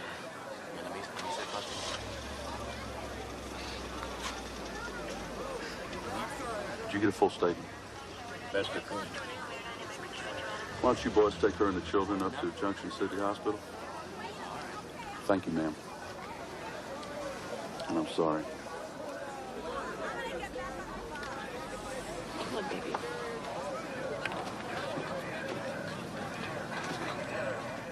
Well, we got no weapon, we got no description. What the hell do we have? Well, in a nutshell, that would just about hold everything, wouldn't it? Go ahead. Family's returning from Junction City to Emporia. 30 miles from home, Mom feels sick. She pulls over, takes her keys, runs into the field and vomits. She loses the keys, calls her husband, and while he's on his hands and knees looking for him, a robber appears and from about 15 feet away shoots him 3 times in the head. Did she say where this guy went? She didn't see. What about the gun? I mean, did he take it with him or toss it? It's a good question. We need a search party out here at sunrise. I got another good question. If a man's gonna rob someone, why would he stake himself out here in the middle of nowhere where the cars are doing 60? Well, maybe he's a druggie. Since when are they rational? Maybe, but for a drug-crazed addict, he had damn consistent aim. Just for the hell of it, radio the hospital and have them bag the wife's hands. And have them keep her clothes on. I want them checked. Stay back. Thank you.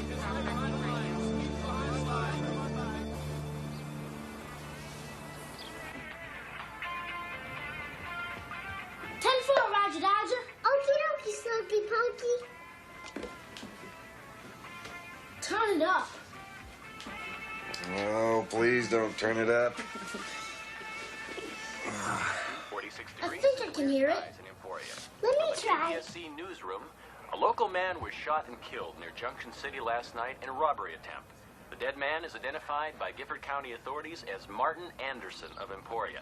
Anderson was murdered along a deserted stretch of Highway 177 by a masked gunman. Mrs. Lorna Anderson, the victim's wife, was unharmed but taken to Junction City Hospital for observation. At her release this morning, family spokesman and Pastor Thomas Bird told waiting reporters, "We're shocked and saddened by this senseless act. Martin Anderson was a loving husband, father, and Christian. We ask for your prayers during the trying days ahead." Lorraine, those are the same people. at 7, plus sports, weather. Almighty God, who has promised forgiveness to all who turn unto him, pardon and deliver us, have mercy upon us, and bring us to everlasting life. Through Jesus Christ our Lord. Amen. The body of Christ, the bread of heaven. Amen. The blood of Christ, the cup of salvation. Amen.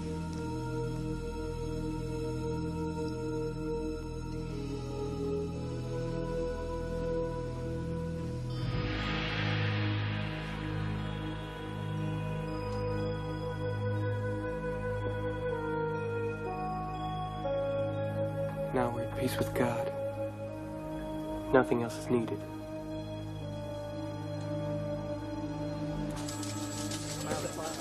Bart. John, I'm just leaving. Can I get 1 minute of your time? Come on. You hear about the Anderson murder? Yeah? What do you think? Well, I think what's-her-name's story sounds half-baked. Well, I suppose anything's possible. Well, what's-her-name's the same lady Tom Bird was rumored to be seeing when Sandy Bird died. And now they're calling Bird her spokesman. I did a little checking around this morning. Somehow I figured you had. Well, one of the Emporia police tells me Lorna Anderson's already called her husband's life insurance agent about a payoff. And she was hospitalized twice in Emporia by a psychiatrist. You're starting to sound like a Wednesday afternoon bridgehead.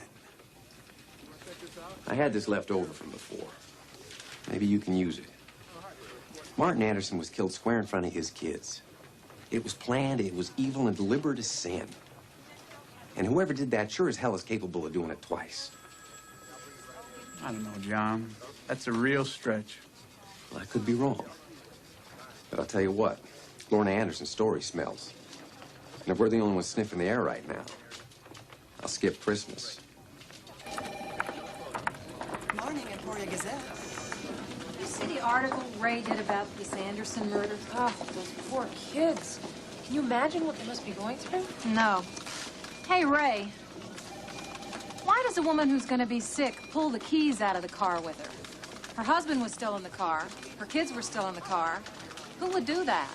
You're asking a guy who leaves his house keys in the front door lock. How would I know?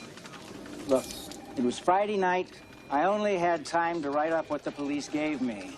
Just the facts, ma'am. And why does this woman run way out in this field to be sick? Nancy, if you were going to be sick, wouldn't you just barf outside the window or at the side of the car? Nancy's too polite to be sick. Would you even be driving, or would you have Bob drive if you were sick? What makes you such a natural-born skeptic? I've lived longer than you. Bobby, do you think Lorna Anderson is lying? I don't know. Maybe she's just a dip. It just doesn't make sense to me. He specifically told the hospital to bag her hands and not to touch her clothes, and what happens? Huh? You really think you would have found anything? Probably not, but we'll never know now, will we?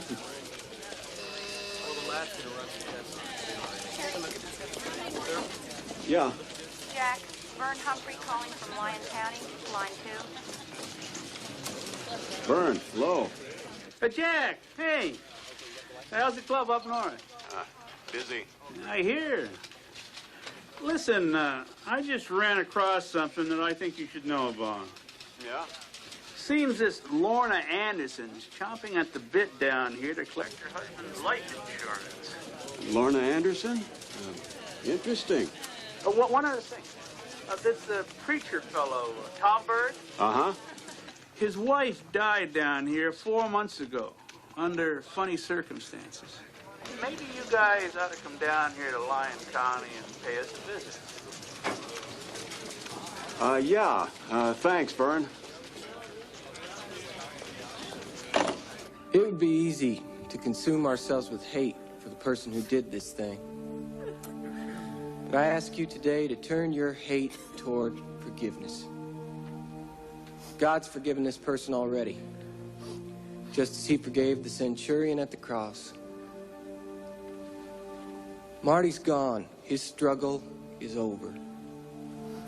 What about us?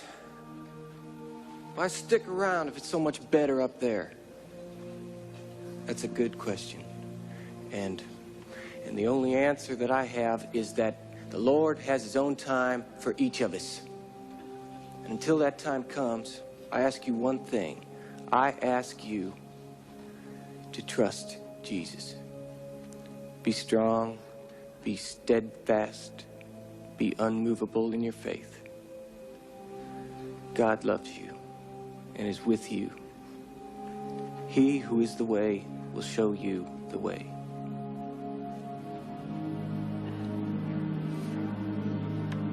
I've been checking into Miss Anderson's reputation. Her husband's softball team used to refer to her as the game burrito. Best player of the game, won Lorna. Another story has Marty coming home, catching her naked in the tub with her local Romeo. So this is everything you got on the Sandy Bird deal? Yeah. Well, what do you think? You want it straight? Sure. I think this is one hell of a skimpy investigation for an unattended death. Oh, just a second. Maybe her death looks a little fishy now, but this is Monday morning after the game. We had no proof it was anything but an accident. We did the best we could with the evidence we had. We just ran out of places to go with it. Who's this, John Rule? Highway patrolman. The traffic cop that did the investigation. He didn't run out of places to go. He must have 20 pages of reports in here. Reports from the traffic cop, reports from everyone else. Did you see this? What's that? John Rule's personal statement. Seems the traffic cop never believed Sandy Bird died by accident. I'd say we ought to talk to the traffic cop.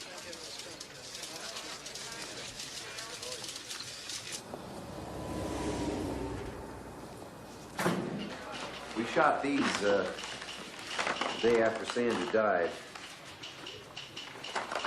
These are the reports of the blood test, stomach contents. This is some more car stuff. I'm sorry about the language in my report and all. I've done 15 years of accidents, but I've only had an hour or so crime training. I'd say you paid attention in class.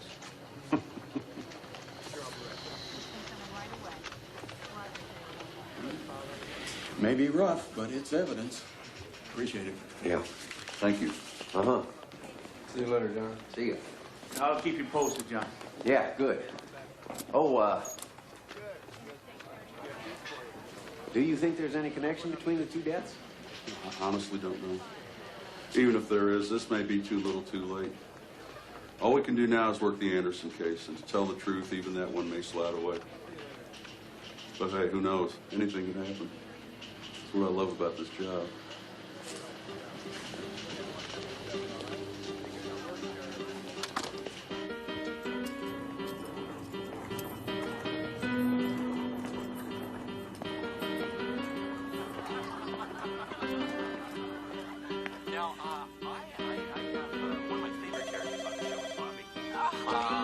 Kansas Crime Line.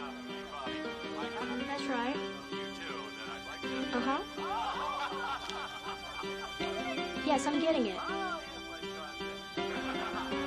Are you certain? One crackpot calls you and you arrest me? How can you do that, man? This is America. We'll keep him here till we get a car down from Junction City. You're making a mistake. I'm telling you. Can't do this. Anything they want to, man. Working from an anonymous tip, the Gifford County Sheriff Department today arrested Ronald Stark of Emporia, Kansas, in connection with the death of Martin Anderson. We're charging him with conspiracy to commit murder. We no longer consider robbery to be a motive. We expect no new arrests for the time being. If the charge was conspiracy, who did he conspire with? We have no further comment at this time.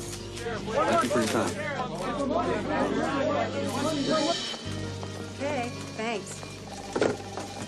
Ronald Stark owned a hair salon, for heaven's sake. What did Martin Anderson ever do to him? Complain about a permanent? You're kidding. You confirmed it. Okay, thanks. What? That was the Junction City rewrite guy. He just read me the arrest warrant they issued up there.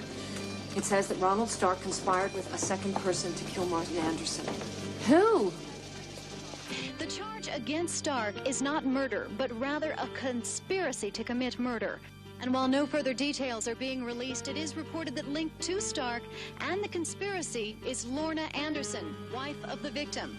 Lorna Anderson is named in the arrest affidavit revealed today. No charges have been filed against Mrs. Anderson so far, however.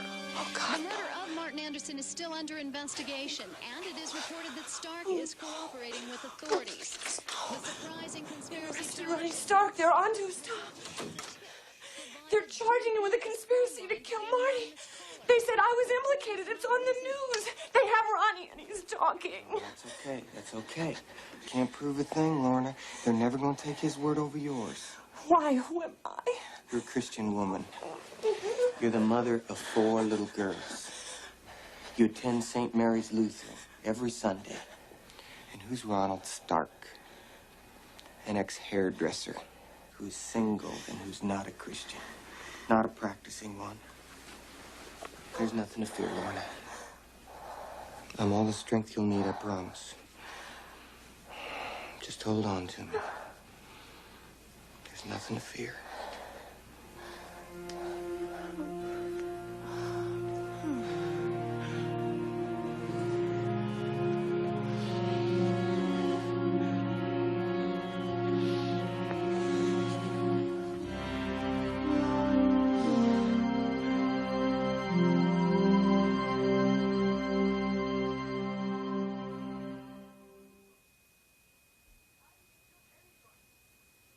I didn't kill anybody!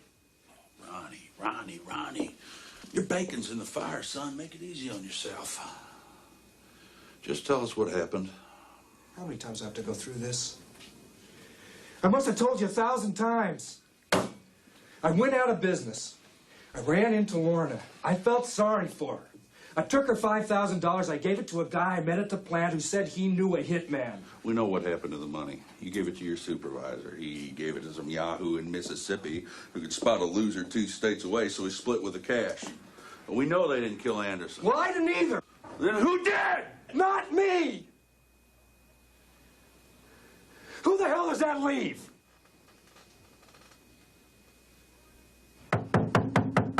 Lorna G. Anderson?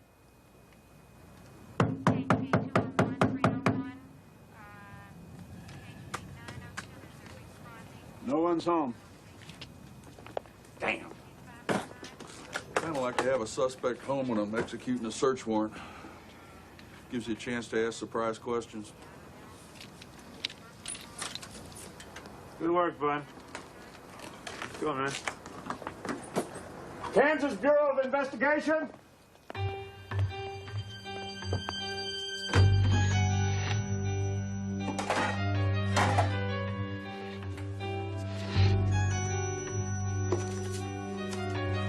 Phone bills.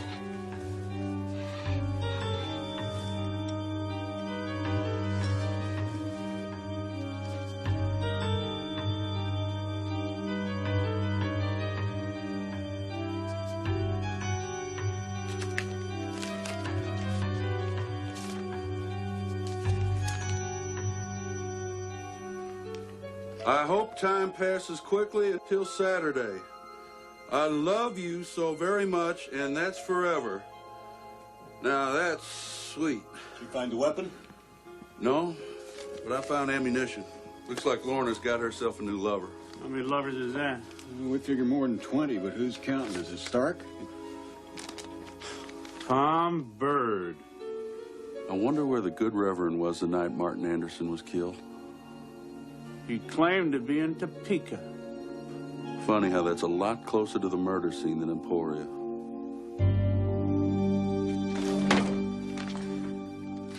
This is my house. It's my house. I have my rights, too. break right in here. Bunch of thieves. You got no right. Honey.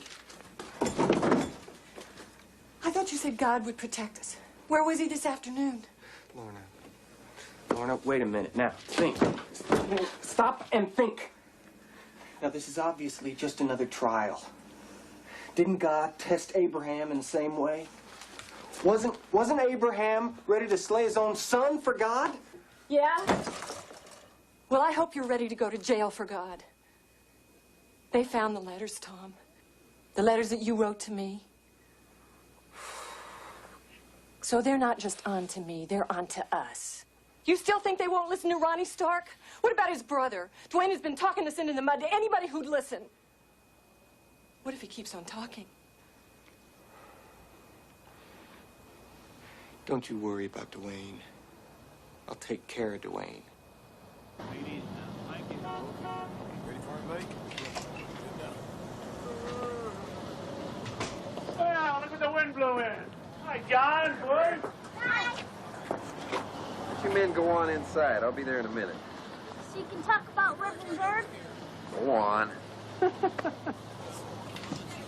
too smart. Vern, I kind of hate dealing in rumors, but I wanted to ask you. Ted Shanks told me he heard you guys found some love letters from Tom Bird to Lorna. Any truth? Yeah, we did. Were they written before Sandy died? The trouble with rumors is they feed on each other, John. Really, I've got to beg off. Well, look, Gifford County's got the letters. To tell you the truth, I can't remember any of the dates. Well, maybe you could tell me if, Never mind, Vern. I understand. I'll keep you posted, John. Sure you will. Something wrong? Yeah, there is. You keep telling me you keep me posted, but I have to wait till I run into you somewhere. I'm busy, John. We got a full-blown murder case here. Accomplices, possible insurance fraud. Not like poking around in one traffic accident. I was never poking around. I was investigating. Maybe I didn't know much about how to do it. But the guys who did weren't interested. We never had the evidence. Now, what are you trying to say? I didn't do my job? Go ahead, say it. You do a good job. You work your tail off, Vern. Nothing's going to change that. But every time I ask the hard questions, all I got back is a yawn.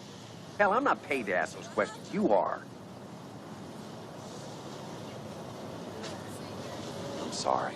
You and I have been friends a lot longer than this thing, and we'll stay friends after it's gone. It's just kind of frustrating, that's all. For all of us.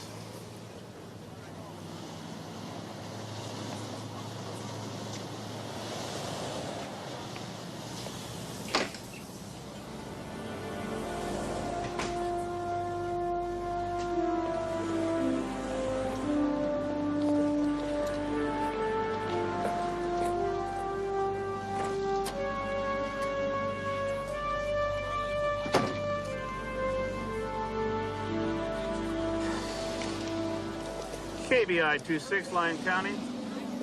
Go ahead, 26. Yeah, Terry, print up a copy of Sandy Bird's autopsy report. Want to take it home and study it? 10-4. Oh, hey, Vern, are you still there? Yeah? Jim Tyler called. He wants to meet with you about a Ronald Stark. Says it's urgent. 10-4.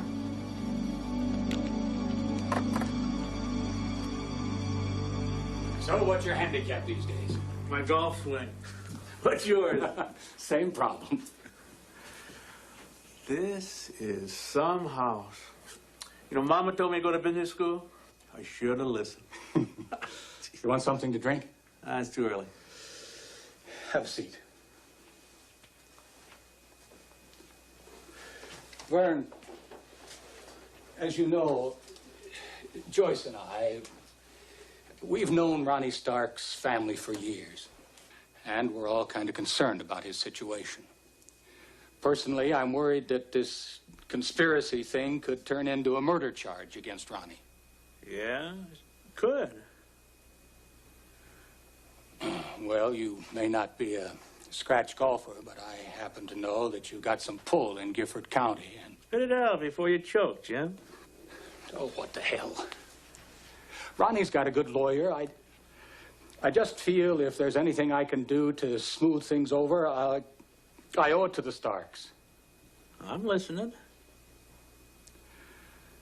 I've got somebody I'd like you to meet. Come on in.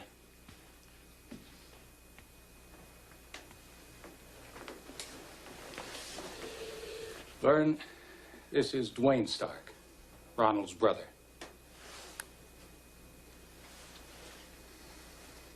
Go ahead, Dwayne. One day last May, I got a call from Lorna Anderson. She asked me to meet her at the St. Mary's Lutheran Church. I went, and she tried to hire me to kill her husband. Now, a deal was offered by Lorna Anderson and Reverend Tom Bird. Tom Bird asked you to kill Martin Anderson 6 months before Lorna asked your brother?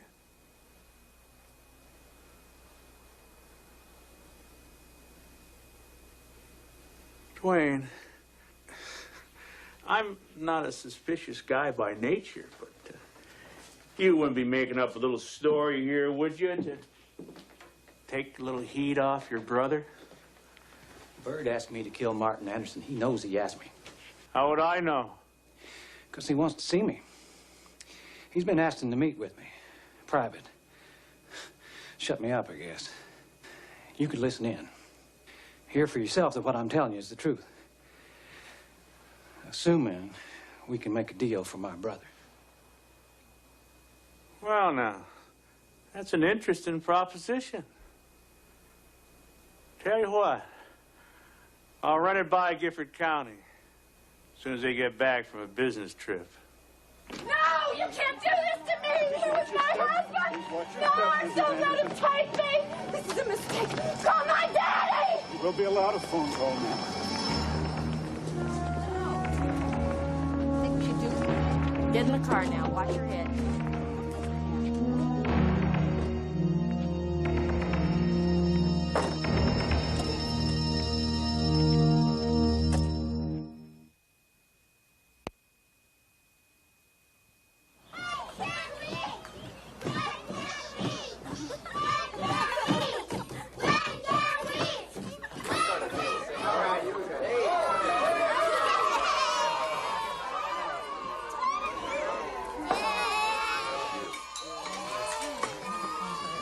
Okay, Doug, Jason, settle down now.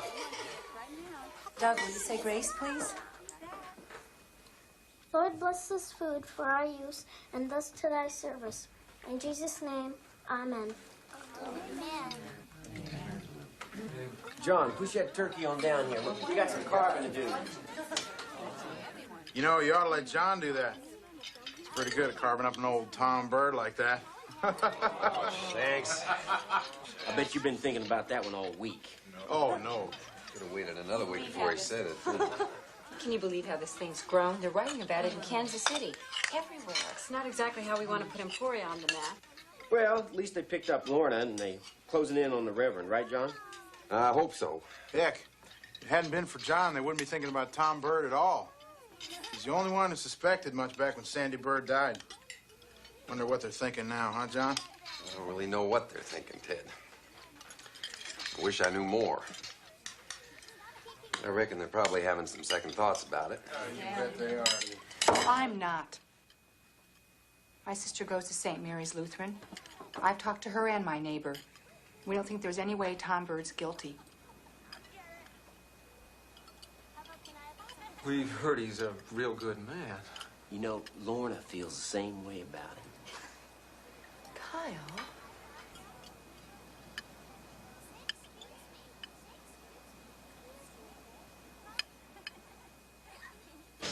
Remember, Tom Bird requested this meeting, so let him do the talking. Unless he tries to play footsie. Then be direct, whatever it takes. Just get him to admit he tried to hire you to kill Marty Anderson. And when you get there, try to have the talk in his car, not yours. What? People don't usually shoot other people in their own car. Now, just wait a second. Let's just not. You want to save your brother's butt. This is what it takes. 2 people already been killed. We'll be right there every second. Listen, Dwayne. We may have a rope on Lorna, but we got nothing on Tom. And the weaker the case against Tom, the stronger it is against your brother. How close will you be? Close enough to see your pearly whites.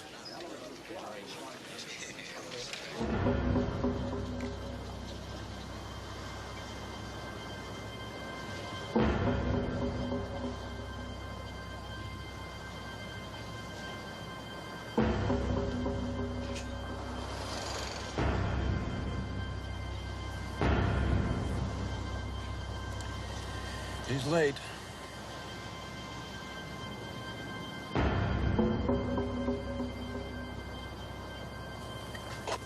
Here comes Dwayne. Okay. Here he is.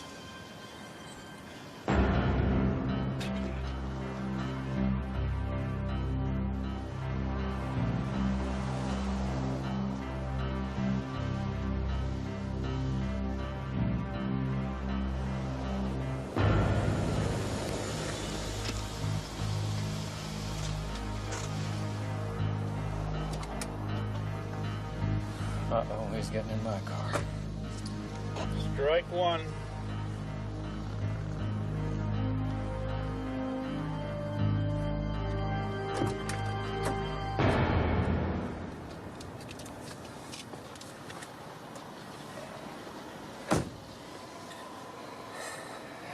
How you doing, Tom? All right, how are things on your end? Things are a mess, aren't they? They really are. Rumors are rampant. I wanted to touch base with you about back in May when we talked to make sure that we just talked about my youth group selling firecrackers for you. Well, listen there, I don't know what's going on. Well, they busted Lorna just to make her talk. They were going to try to keep her in over Thanksgiving just to crack her, but she made bail. You know, Ronnie, he thought they broke Lorna, and Lorna talked. And so he spilled his guts. No way she talked. No way. Those cops, those guys are good. They're dumb, but they're good. Well, I'm just glad I'm not in her shoes. I guess we ought to be glad we didn't follow through, huh? That's true. Like I said, I didn't want to have anything to do with it at the time. I'm glad I didn't have anything to do with it then. And now. I'm for not anything having to do with anything for the rest of my life, as far as I'm concerned. I think my wife dying was God's way of saying, you don't mess with that stuff, and I don't. This is crazy. They're dancing circles around each other. Well, why doesn't Stark ask him about the meeting? Sounds like he's trying to cover his own butt. Sounds like he's scared to me. I got 3 kids I gotta be with. I got Christmas coming up. I got a church. Dwayne, I'm just trying to exist. I'm trying to build back my life. So, I'll get back with you. Right, Tom? Yeah. No! Talk to you later.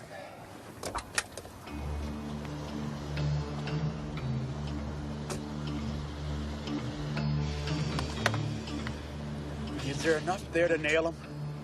I don't know, Vern. I just don't know. It could go either way.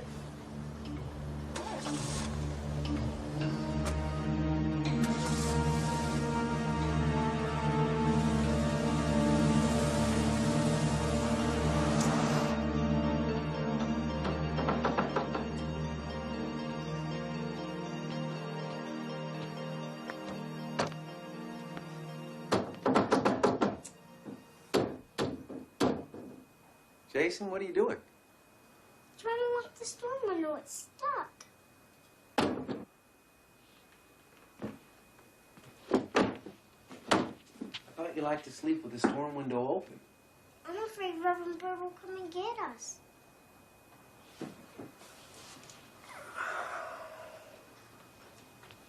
Reverend Bird's not going to hurt us.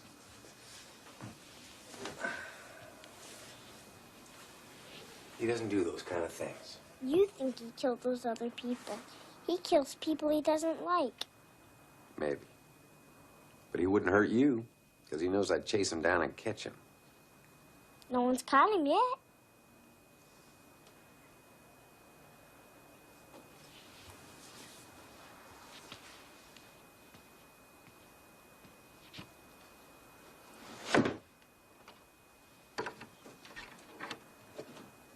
Good night, son. Good night.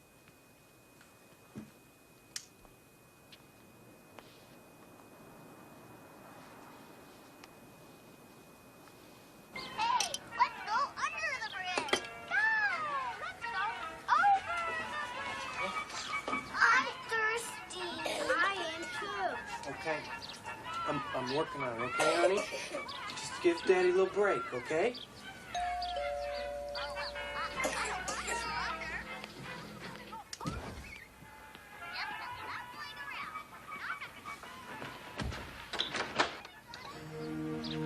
Thomas Byrd, you're under arrest for solicitation to commit murder. You have the right to remain silent. You have the right to an attorney. Anything you say may be used in the court of law against you. What's wrong, Daddy? Nothing, honey. These gentlemen just made a mistake. I can fix everything. When you got it good and clean on the inside, you get all the guts out. Then you find that spot right here, see? Right behind the gill and that fin. You get your knife under there. John! John! They arrested Tom Byrd.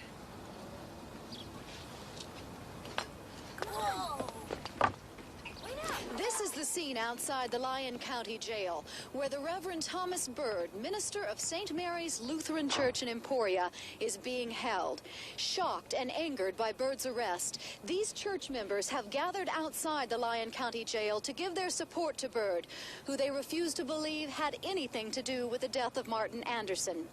According to Dwayne Stark, an Emporia contractor, the Reverend Byrd and Lorna Anderson approached him weeks ago at St. Mary's Lutheran Church with at least 2 plans for killing her husband.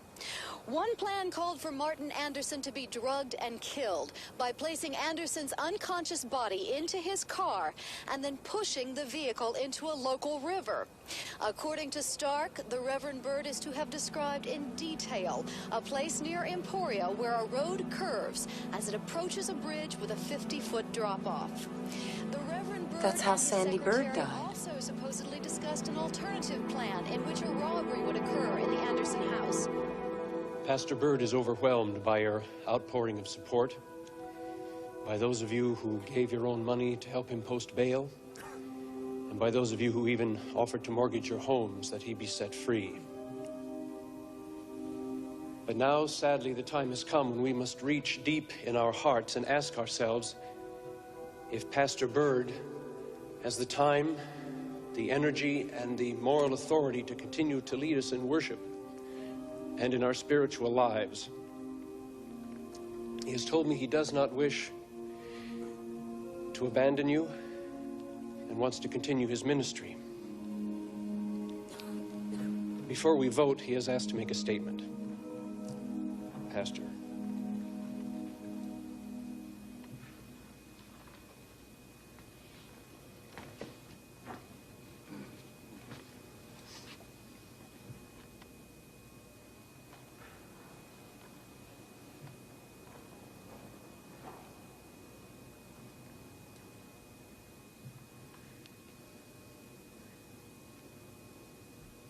My dear friends,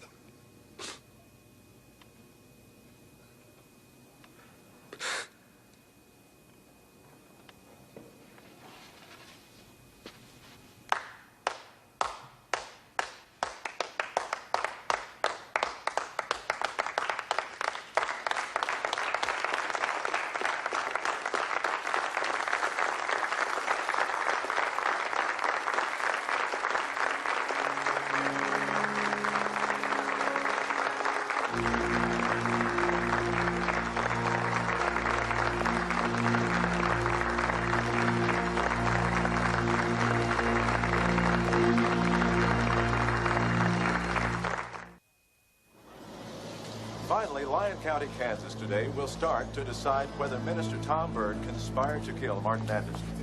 No charges yet have been filed in the actual murder of Anderson, but Anderson's wife, Lorna, faces similar conspiracy charges in Gifford County, though her trial has been delayed. She's out on bail, but may well join these anxious Emporians lining up for a view of this nearly unprecedented trial. First time I ever met him was at the church. Lorna Anderson introduced him as Pastor Tom Byrd and said he was going to help us. Did you ask her what she meant? Yes. She said, Tom's going to help us kill Marty. What, if anything, was said concerning the funeral? Well, the plan on the funeral was that Tom Byrd would preside. That way he could be close to Lorna. And since he was the minister, no one would suspect him. Lorna asked me if I wanted to be a pallbearer. I told her no way. Did you ask them why they thought you would be willing to participate in such a crime as this? Yeah. I said, I'm not a cold-blooded killer. I've never done anything like this in my life. And Tom Byrd said, neither have I. I'm a man of God, but I'm going to kill Martin Anderson. There was a sparkle in their eyes when they talked to each other. I felt an electricity in the air. I saw a physical attraction. I saw devotion on the part of Lorna.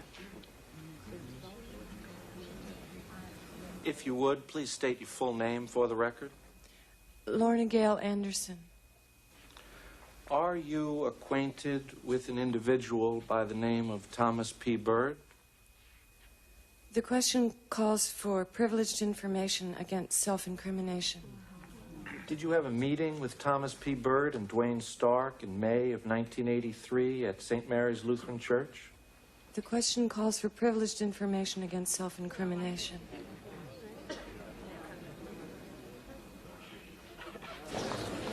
Not the most quotable person around, is she? At least it gets us to the powder room for a second. Hey, wait a minute. Just the man I was wondering about.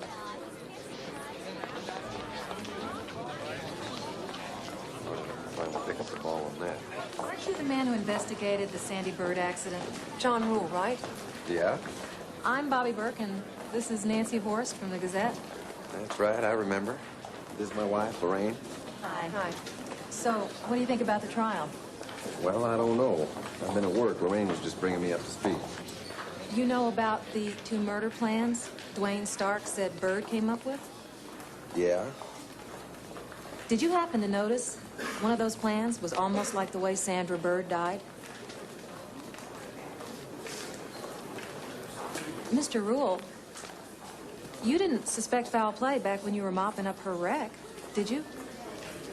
Well, we looked into something, but as you know, Mrs. Byrd's death was listed as an accident. What things did you look into?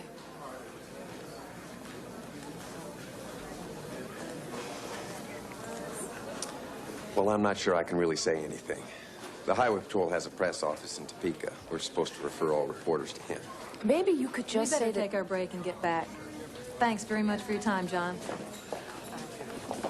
Bye. What's going on? You're the one who went charging in, both barrels blazing. We're fishing, kiddo. Whatever Mr. Rule's got to tell, he's not going to bite till he's ready. If you say so. Been doing it longer than I have. Watch it. I've always been a little goosey around the press, but I never wanted to talk so bad in my life. Fry! You better watch what you say about Pastor Byrd. No! What's going on here? Come on, let's go. Stop it! Get her out of here. I know you're jealous!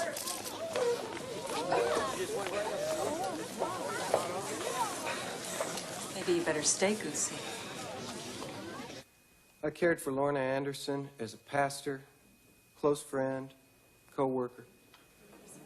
Now, Cheryl Fry testified that you stroked Lorna Anderson's back, that you held her when she cried.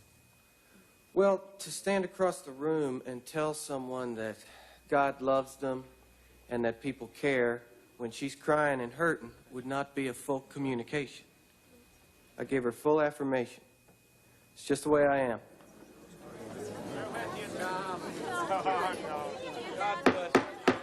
I would remind the gallery that they are guests of the court. If they cannot conduct themselves in an appropriate manner, they'll be asked to leave. Continue, counsel. Now, Pastor Bird, about these cards that you wrote to Mrs. Anderson shortly after her husband's death. Now, what did you mean when you wrote, "I love you, and I'm confident of the future, and that makes the present okay. Take care of the kids. Love you always, Tom"? It meant that I was committed to care for her as long as she needed the care, that her feelings of abandonment would pass. And you are so very special. I hope time goes fast until Saturday evening. I love you so very much, and that's forever, Tom. It meant that she was a very special person, as everyone is, and that I felt great commitment in caring for her. I was talking about her self-esteem.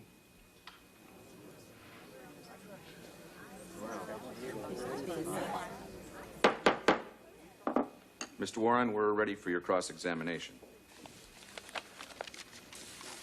Mr. Bird, you were charged with soliciting Dwayne Stark to murder Martin Anderson in a meeting in your church back in May of 1983, are you not? I am.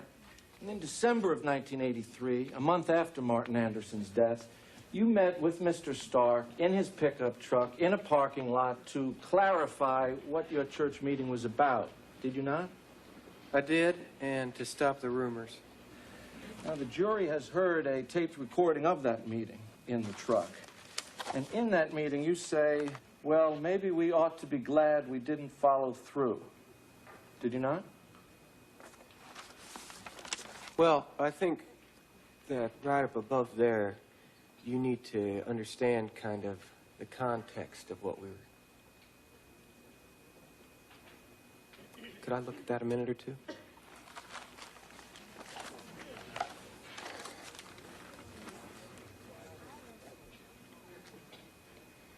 Well, at one point, Dwayne and I had discussed the fact that Marty used to beat Lorna.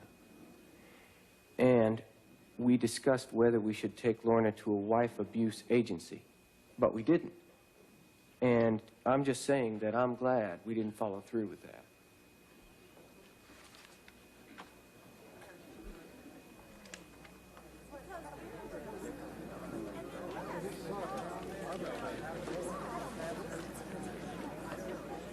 And so it's abundantly clear, ladies and gentlemen, that the prosecution's entire case is based on the testimony of one man, Dwayne Stark, who was greatly interested in clearing his brother Ronald's name. Now, who can believe that anyone would be so stupid as to propose such a preposterous murder plan in an open church to a stranger whom he had met only 5 minutes earlier? Now, the rest of the slanderous testimony has to do with the supposed love affair between Tom Bird and Lorna Anderson, which never existed. Now, the love that he felt for her was the Christian love that is shared between pastor and parishioner. And I submit to you that Thomas Bird, a Christian, is wholly innocent of the criminal charge before him.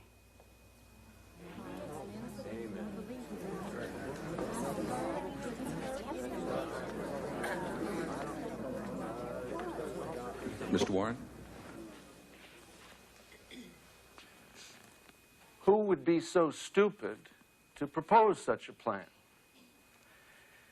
The same person who could be so stupid as to think that you would swallow the outrageous explanations you heard in this courtroom. You heard the testimony that Martin Anderson's life was insured for more than $300,000. You heard witness after witness establish Tom Bird's illicit love affair with Lorna Anderson.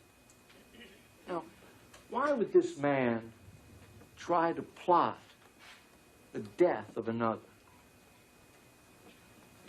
For reasons as old as the Bible itself, ladies and gentlemen. For love and money.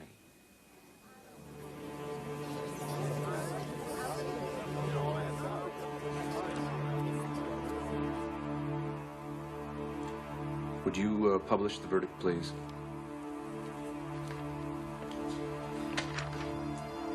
State of Kansas versus Thomas P. Byrd, case number 84, CR 111.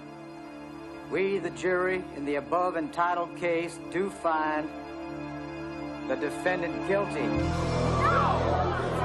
Signed by the foreman.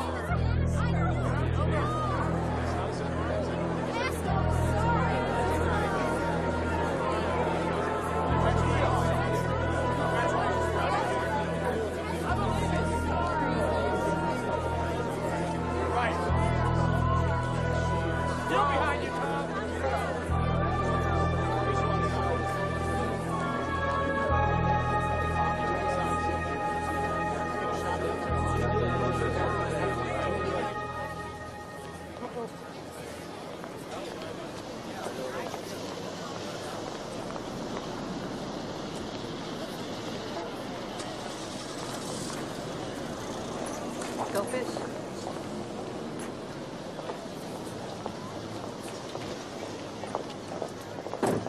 Any comment, Trooper? There's not much I can add. Do you think justice was served today? Well, Byrd was convicted for trying to hire someone to murder Martin Anderson. He'll get what, 5 to 10? He's a minister, so he'll be out on parole in 2 years. Is that justice? Sure, for conspiracy. Mr. Rule, please. Do you think that Tom Byrd had something to do with his wife's death?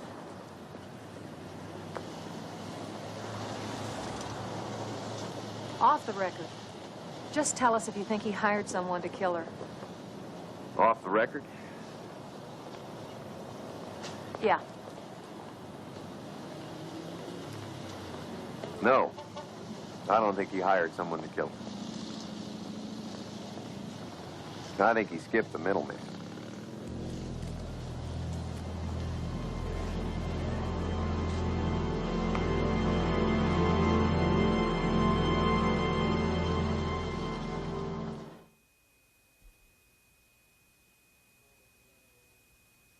It was all a dream, Lorna. It's a bad dream. When do I wake up? Soon. It'll be over soon. It's already ended. Look at the good side. You got a nice new house in Hutchinson. Thanks to a loan from Daddy. Well, new house is a heck of a lot better than prison. Oh, I'm sorry. This is just a temporary setback. In fact, it's not even a setback. It's a new chance. For what? To heal. To make plans. But how long are you going to be there? Lorna, I swear to you, I'll be out of here in a year. Everyone will have forgotten about us. We'll be back together. I promise. Okay. So, in light of Tom Byrd's conviction, is Lyon County now investigating Sandra Byrd's death? There is an ongoing investigation into the Sandra Byrd death, but I am not at liberty to discuss the particulars. How long do you expect the investigation to take? It should be concluded within a matter of weeks. But it's already been 14 months. Why wasn't foul play suspected at the time of the accident? What we knew then was one thing. What we know now is another. Thank you, Bobby. Are you saying nothing suspicious surfaced at the time of Mrs. Byrd's death? The Highway Patrol worked the case as a traffic accident. Yeah, there were some questions raised, but there were simply no facts to indicate it was anything other than an accident. Okay, Mr. Rule, how do you like that? Nothing to indicate it wasn't an accident. What the hell's he talking about? You have a talk with that man. John, please, when is this going to end? You have become as obsessed as Tom Byrd. How can you say that? How can I say that? When every time this case comes up, you're storming around the house, you're sullen for a week? When every time we go out for dinner or a drink, people come up to you, they ask you what you think, and you take a nosedive again? Sandy Bird was murdered, Lorraine. And the man who did it spent a couple of years in prison, and he's calling his lover every day. You think that's justice? No, I don't. But you tell me, what good does dressing down Sheriff Buckley do? You think that finally, after all this time, they're going to say, hey, John, good buddy, you've been right. We've been idiots. Look, it really looks now like they're investigating her death. If you go down there now and get everyone's back up, it's just going to make it that much harder for them to admit their mistakes. John, they don't care what you thought. They just don't want to be wrong. Cool it a little longer, okay?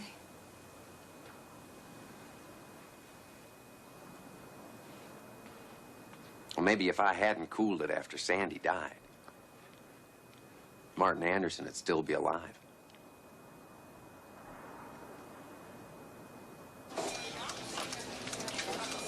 Hi. Hi. What's the matter? A letter from our public.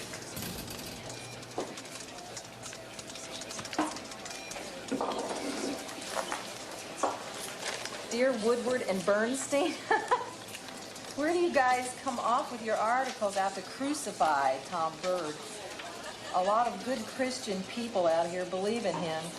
We've written your publisher that we are canceling our subscription because of you. We thought this was the Emporia Gazette, not the Washington Post. Hey, we're talking conspiracy, murder, hitmen, adultery, and possible incompetence in public office. What's Washington got that we don't? What if they're right, Bobby? They're not right, honey.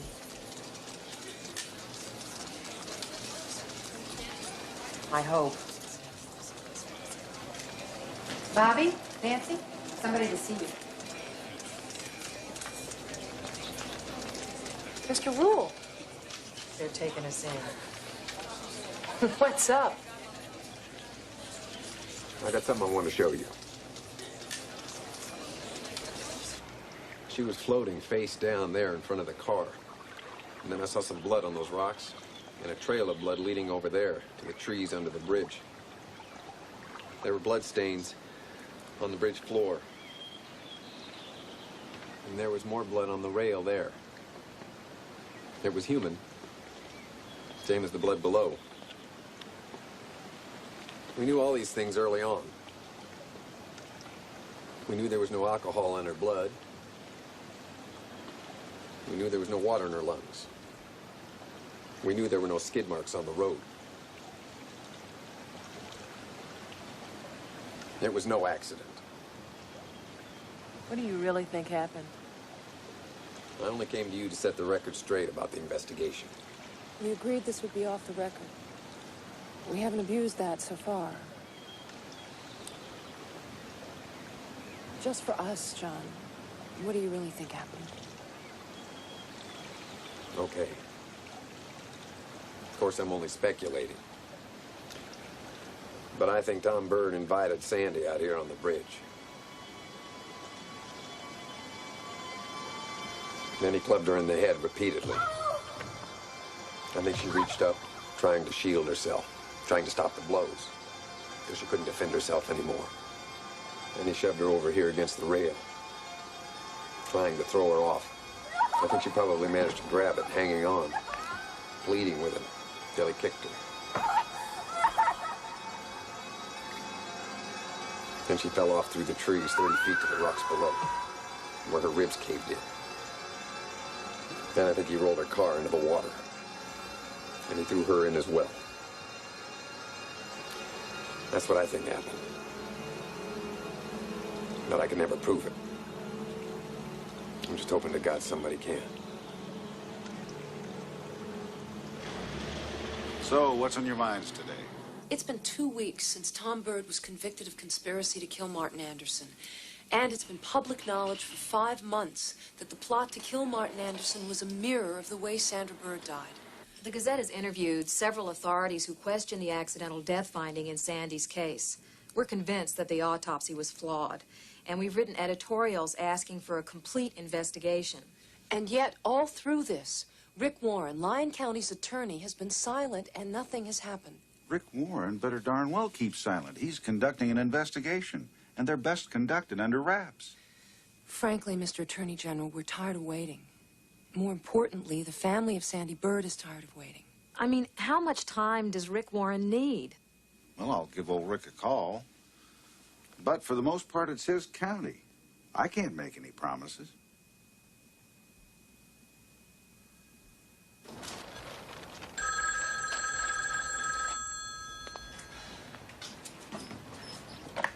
Hello. Hi. Tom, oh, Tom, I don't know what to do. Marty's insurance company won't pay until they see what happens in my conspiracy trial. Well, that's okay. It'll come. It won't come. My lawyer keeps putting off my trial. We're never going to get the money. No, I'm sure he's doing what's in your best interest. Money's not going to do you a heck of a lot of good if you get sent to jail. Take it from an expert. I'm so lonely without you. I can't bear it much longer. Patience has never been one of your virtues. Have you been to church lately, sweetheart? I think maybe you ought to just go to church just to be with God.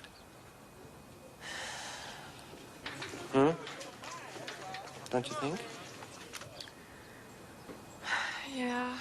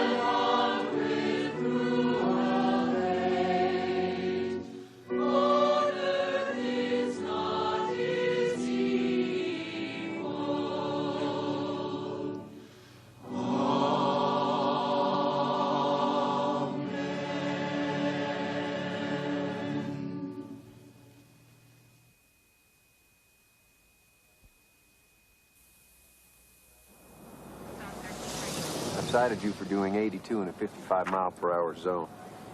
By signing, you're not admitting guilt, just acknowledging receipt of the ticket.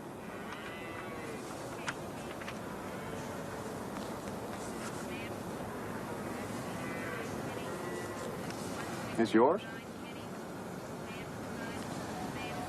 Not mine either.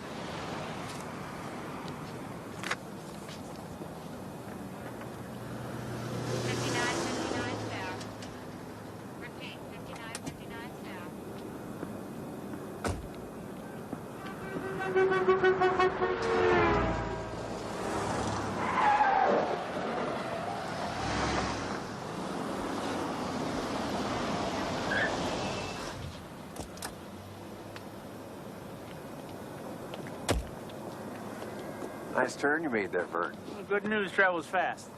I just wanted to personally tell you that the Lyon County attorney ordered a new autopsy on Sandy Bird. I was beginning to think old Rick Warren was never going to make a move. Now, Rick got a bad rap. He's had us investigating this case a long time, John. Longer than you know. Yeah. Well, maybe if I'd known a little more. Maybe there was some folks thought reopening the case was like admitting they hadn't done it right in the first place. Maybe that's what took them a while to come around. You know, Vern, I really appreciate you coming out to tell me. In fact, I'm so grateful I'm not going to ticket you for that illegal U-turn you pulled over there. John, you're a hell of a man. Won't happen again.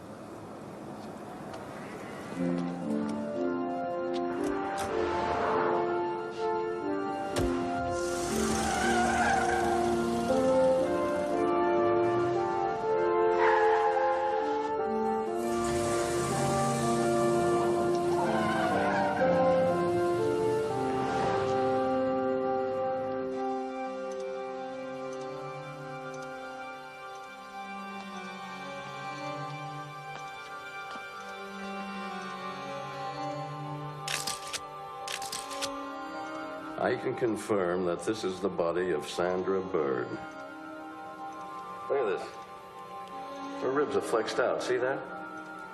You die in a car crash, your ribs flex in. So for whatever reason, this victim took a blow to the back.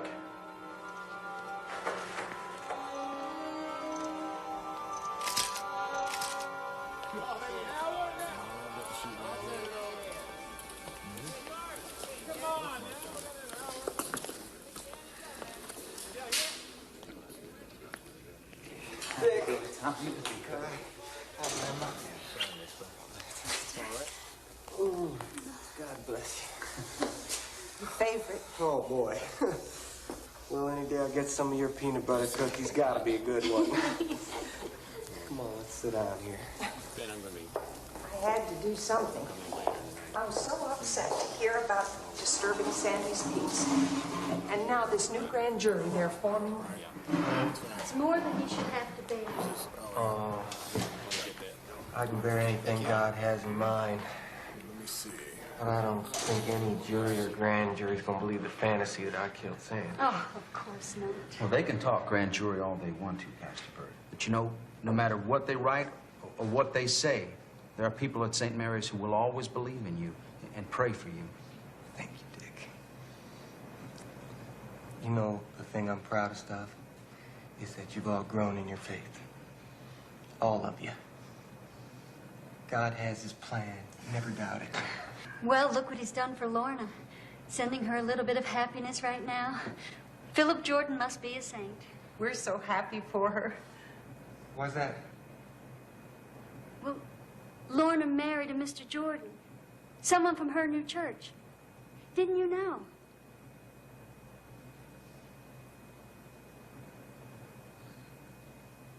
No.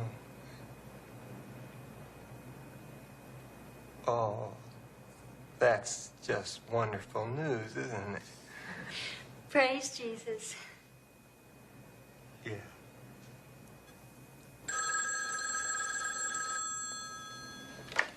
Hello. Lorna, this is Bobby Burke with the Emporia Gazette. We just heard some news we'd like to confirm concerning your engagement to a Philip Jordan. Just a second, please. It's the Emporia Gazette.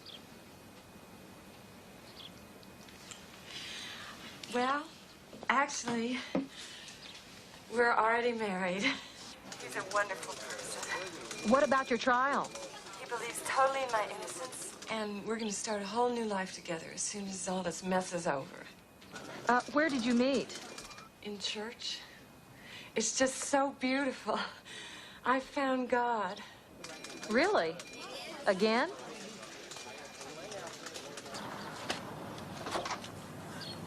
John?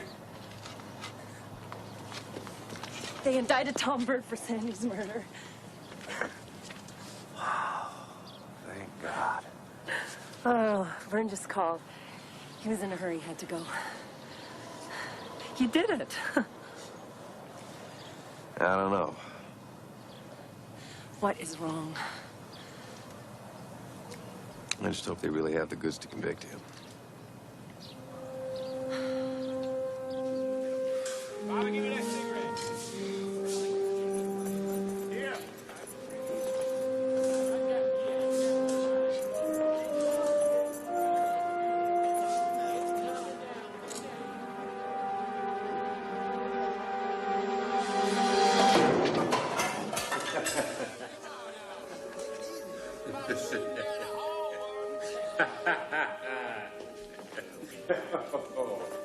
Hey, Bird.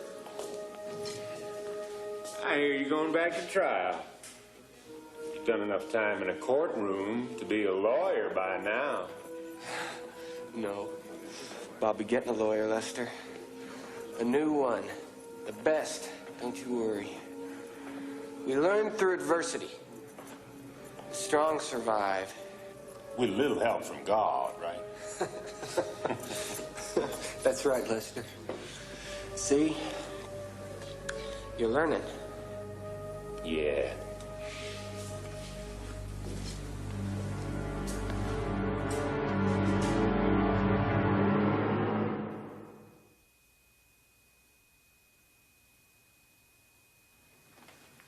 do I feel like I'm going to church?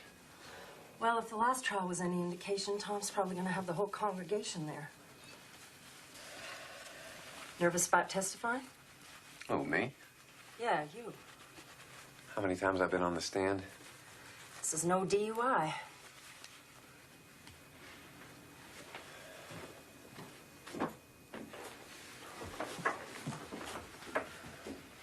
I'm sorry.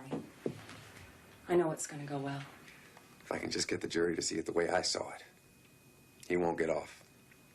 I know it. Lorna said she was taking short trips to Wichita and Topeka with Tom Bird. Did she give a reason for these trips? So they could spend afternoons together in motel rooms? Did she say anything regarding the afternoons in motel rooms with Tom Bird? She said he was pretty good in bed for a minister. Did she say anything else regarding her relationship with Tom Bird? She said, Tom and I are getting much more involved with each other. We're very much in love, and I know it sounds really awful, but sometimes I just wish something would happen to Marty and Tom's wife so we could be together forever. How did you come to be acquainted with Tom Bird? He lived right next door to me. And where was that residence? Lansing State. The Pen. Did you two have any conversations? We wasn't close friends. Like I said, we lived, well, you know, my bunk was right next to his. We talked pretty near every night and every day. What did the defendant say concerning his wife's death? He said he had conspired with Lorna Anderson to have his wife killed. Did he say anything else about his relationship with Lorna Anderson? Oh, yeah. He said him and her had an affair going for, I think it was 2-3 years, something like that.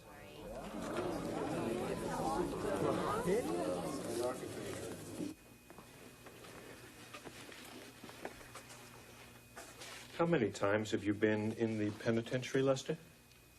Twice. What for? Involuntary manslaughter and car theft, and strong-arm robbery. Do you have any idea why KBI agent Vern Humphrey's report of his interview with you said Bird never told Kearns that he killed his wife? I guess it's 'cause he said he conspired to kill his wife. Thank you.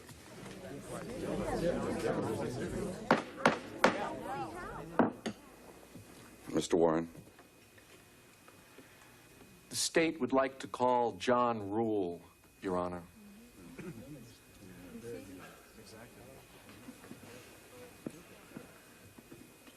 I showed him the watch, and he identified it as his wife's. And where did you find it? Directly beneath the bridge. I looked up, and there was a gap in the bridge planks of about 1 inch. Did you climb up onto the bridge to inspect it? Yes, I did. And what did you find there? Bloodstains on the bridge planks and more bloodstains on the railing. Trooper Rule, can you conceive of any possible way that Sandy Bird's watch could have flown off her wrist during the hypothetical accident the defense proposes and landed where you found it? No. Objection, Your Honor. The witness is not an accident reconstructionist. Sustained. The witness's last response will be stricken from the record, and the jury is instructed to disregard it. Trooper Rule, do you think it was physically possible for someone to have pushed Sandy Bird's car off the embankment and down into the river? Objection, Your Honor. Lack of foundation. Sustained. Trooper Rule, in your 15 years as a highway patrolman, have you ever had to push a car off a pavement? Yes, sir. Have you ever had to push a car off a gravel road onto an embankment? Yes, sir. It happens several times a month. Do you think it was physically possible for someone to have pushed Sandy Bird's car off the embankment and into the river? Objection. Overruled.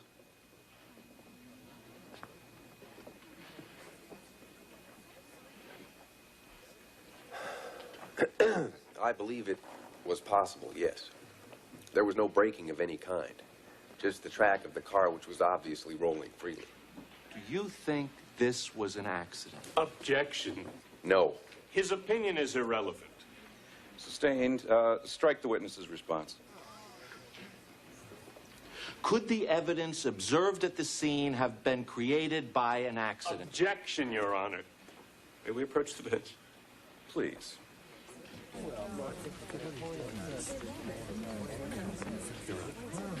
Mr. Rule is a traffic investigator, and he has testified at great length as to the findings of his investigation. He is not an accident reconstructionist, yet the state's questions are continually leading him in this direction. Counsel, do you plan to call an accident reconstructionist? You do? Then I'll sustain the objection at this time and request that you follow a different line of questioning.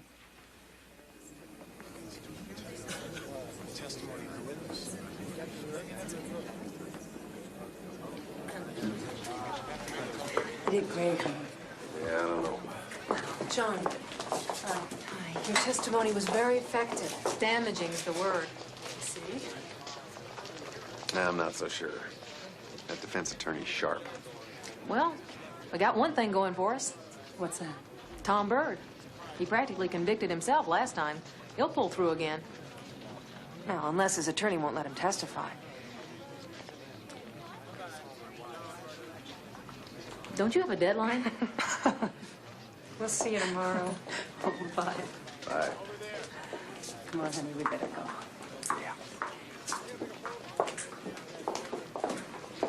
Mr. Rule.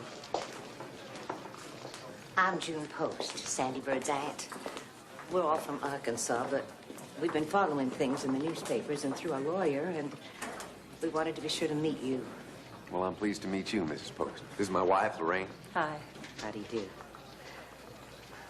I couldn't help hearing your doubts about your testimony in there.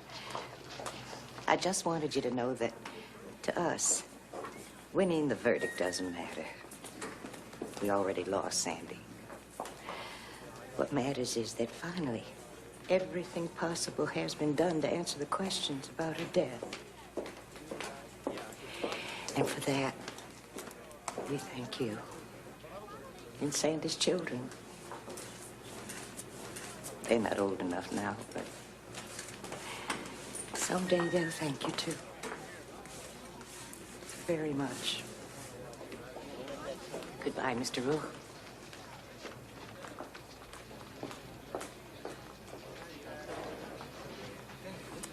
Come on, Trooper. Tomorrow we suit up and do this all over again. Yeah. An accident is out of the question. There's no object for the vehicle to collide with to cause a person to be ejected.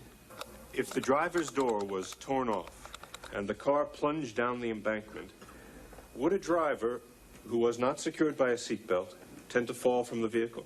Yes, the driver could separate from the vehicle. Not a bunch of bull. Dr. Eckert, were the injuries which you noted on the body of Sandy Byrd consistent with ejection from an automobile as the defense contends? No. What is your opinion as to how the head and arm injuries were received? Blunt trauma by a blunt object. They were defensive injuries. What do you mean by defensive injuries? When someone is confronted with a weapon, they will try to defend themselves, possibly like this or like this, and in the process could injure the wrists, the back of the arms, or the head. Did Sandy Byrd have any such injuries? Yes, she did. Her injuries were consistent with this type of defensive action. Dr. Brockman, do you know what defensive wounds means? Quite frequently encounter them. Based on your examination of the photographs and the 2 autopsy reports, is there any evidence of defensive injuries? I saw none, no. But there were injuries to the lower arms and the wrists, as the pathologist for the state testified. But they were on the thumb side. It'd be a little hard to get injured on that side when reacting in a defensive manner. No, those injuries were entirely consistent with falling from the car. Dr. Brockman, you never actually examined Sandy Bird's body, did you? Nope. I saw the photographs and read the reports. Thank you.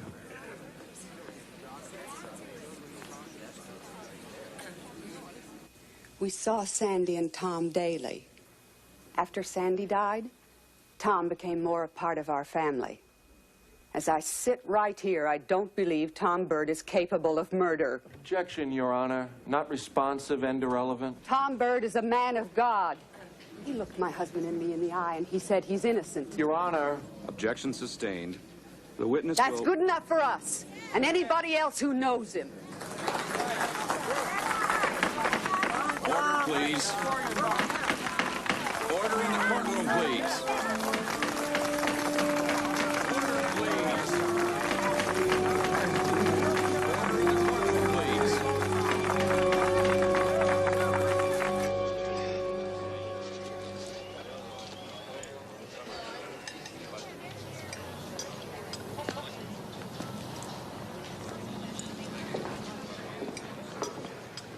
Well, bad news. What?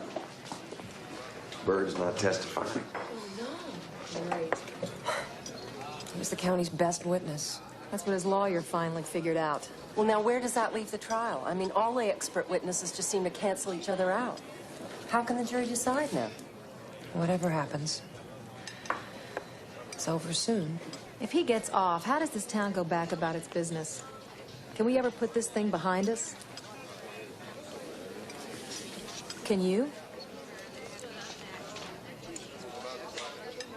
Not one witness testified that Tom Bird was even near Rocky Ford Bridge that night. Not one expert witness testified that Sandra Bird's injuries were consistent with being thrown from the bridge or inconsistent with any other way. Not one expert witness gave their opinion that Sandra Bird was not in that car at the time it went over the embankment. Not one witness testified that Tom Bird had threatened harm to his wife or asked for a separation or a divorce. For God's sake, follow the court's instructions. To arrive at a guilty verdict, you must find that the state proved beyond a reasonable doubt that Sandra Bird was beaten and thrown from the bridge. You cannot convict a man of one of the worst crimes imaginable in a case full of inconsistencies. You simply cannot convict this man of murder.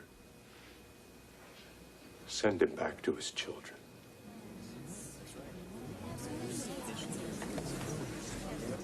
When Judge Strickland instructed you, he told you you don't leave your common sense at home. You apply your common sense to the facts. So remember that when you ask yourself, how did the blood and watch come to rest under the bridge 30 feet west from a car that was traveling north? And how did the blood get smeared on 5 feet up on the tree and on top of the bridge? We proved Sandy Bird's body fell from the bridge to the tree, to the ground, and then was dragged to the river. We showed you the trail of blood. You know how Tom Bird got back to the church. He ran. He told the authorities he jogged that night. So why did he come home in his coat and tie? There was no shower at the church. Why would he change, all sweaty, from jogging clothes to a suit? Because his jogging clothes were covered in blood, and that's why they were never found. We proved Tom Bird loved Lorna Anderson. We showed you love letters and phone bills with hundreds of calls from Tom's house and from the church to Lorna's. Tom Bird cruelly and unmercifully beat to death his wife and threw her into the Cottonwood River. Don't let fear dissuade you from doing what you think is right. You must find the defendant guilty of murder in the first degree. Thank you.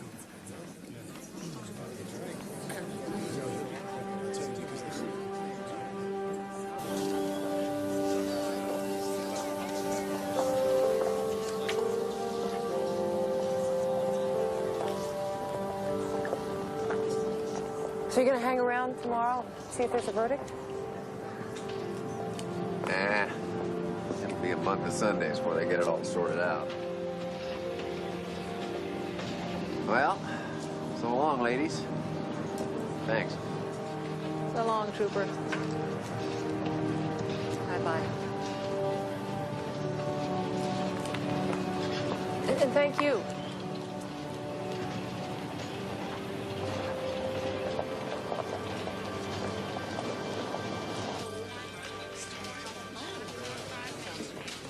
John, what the hell are you doing here? Working. I don't want to have to back up to the pay window next month. I thought you'd be over at the courthouse. Yeah, no sense hanging around there until I got something to say. Never let it be said I don't stay in touch. Jury's coming back, John. It's only been half a day. They're back.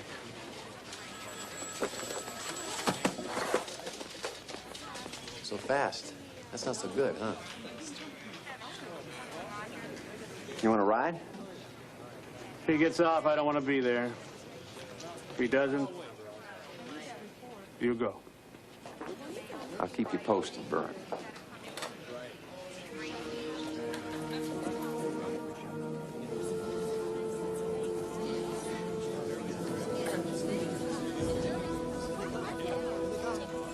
Holding up all right? Yes.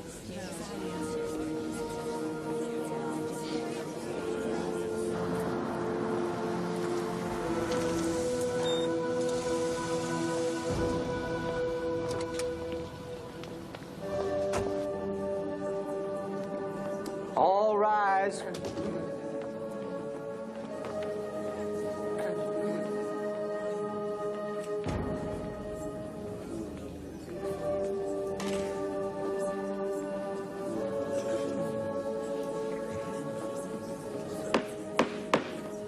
May we have order, please? Counsel, are you satisfied with the presence of the jury? Yes, Your Honor. Yes, Your Honor. Has the jury reached a verdict? Yes, sir, we have. Is the verdict unanimous? Yes, it is. Bailiff?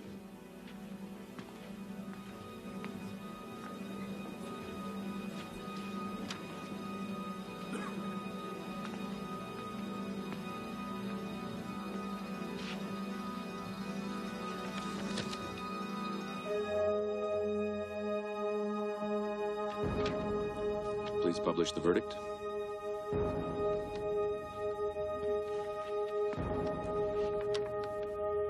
State of Kansas versus Thomas P. Byrd.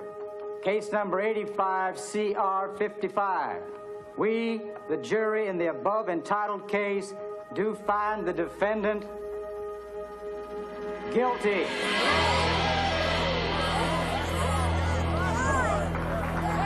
Signed by the foreman.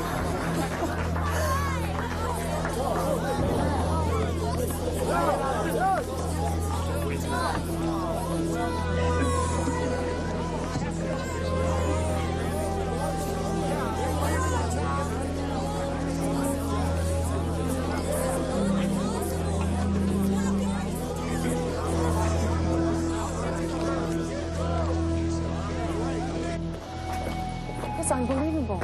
It is just unbelievable. I didn't think they'd really do it. Believe it, honey. Believe it.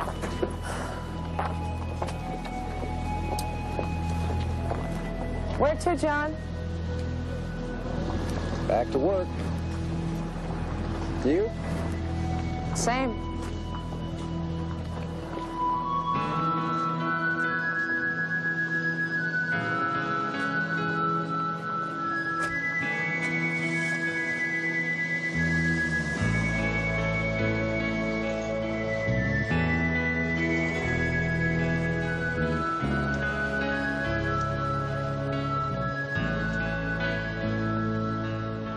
John Rule still works for the Kansas Highway Patrol and has been promoted.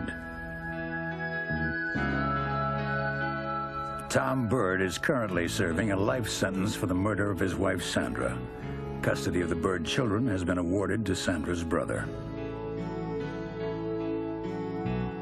Lorna Anderson pleaded guilty to criminal solicitation in connection with the death of her first husband, Martin. She is serving 5.5 to 18 years in prison and is eligible for parole in 1989. Her children have been adopted by her new husband.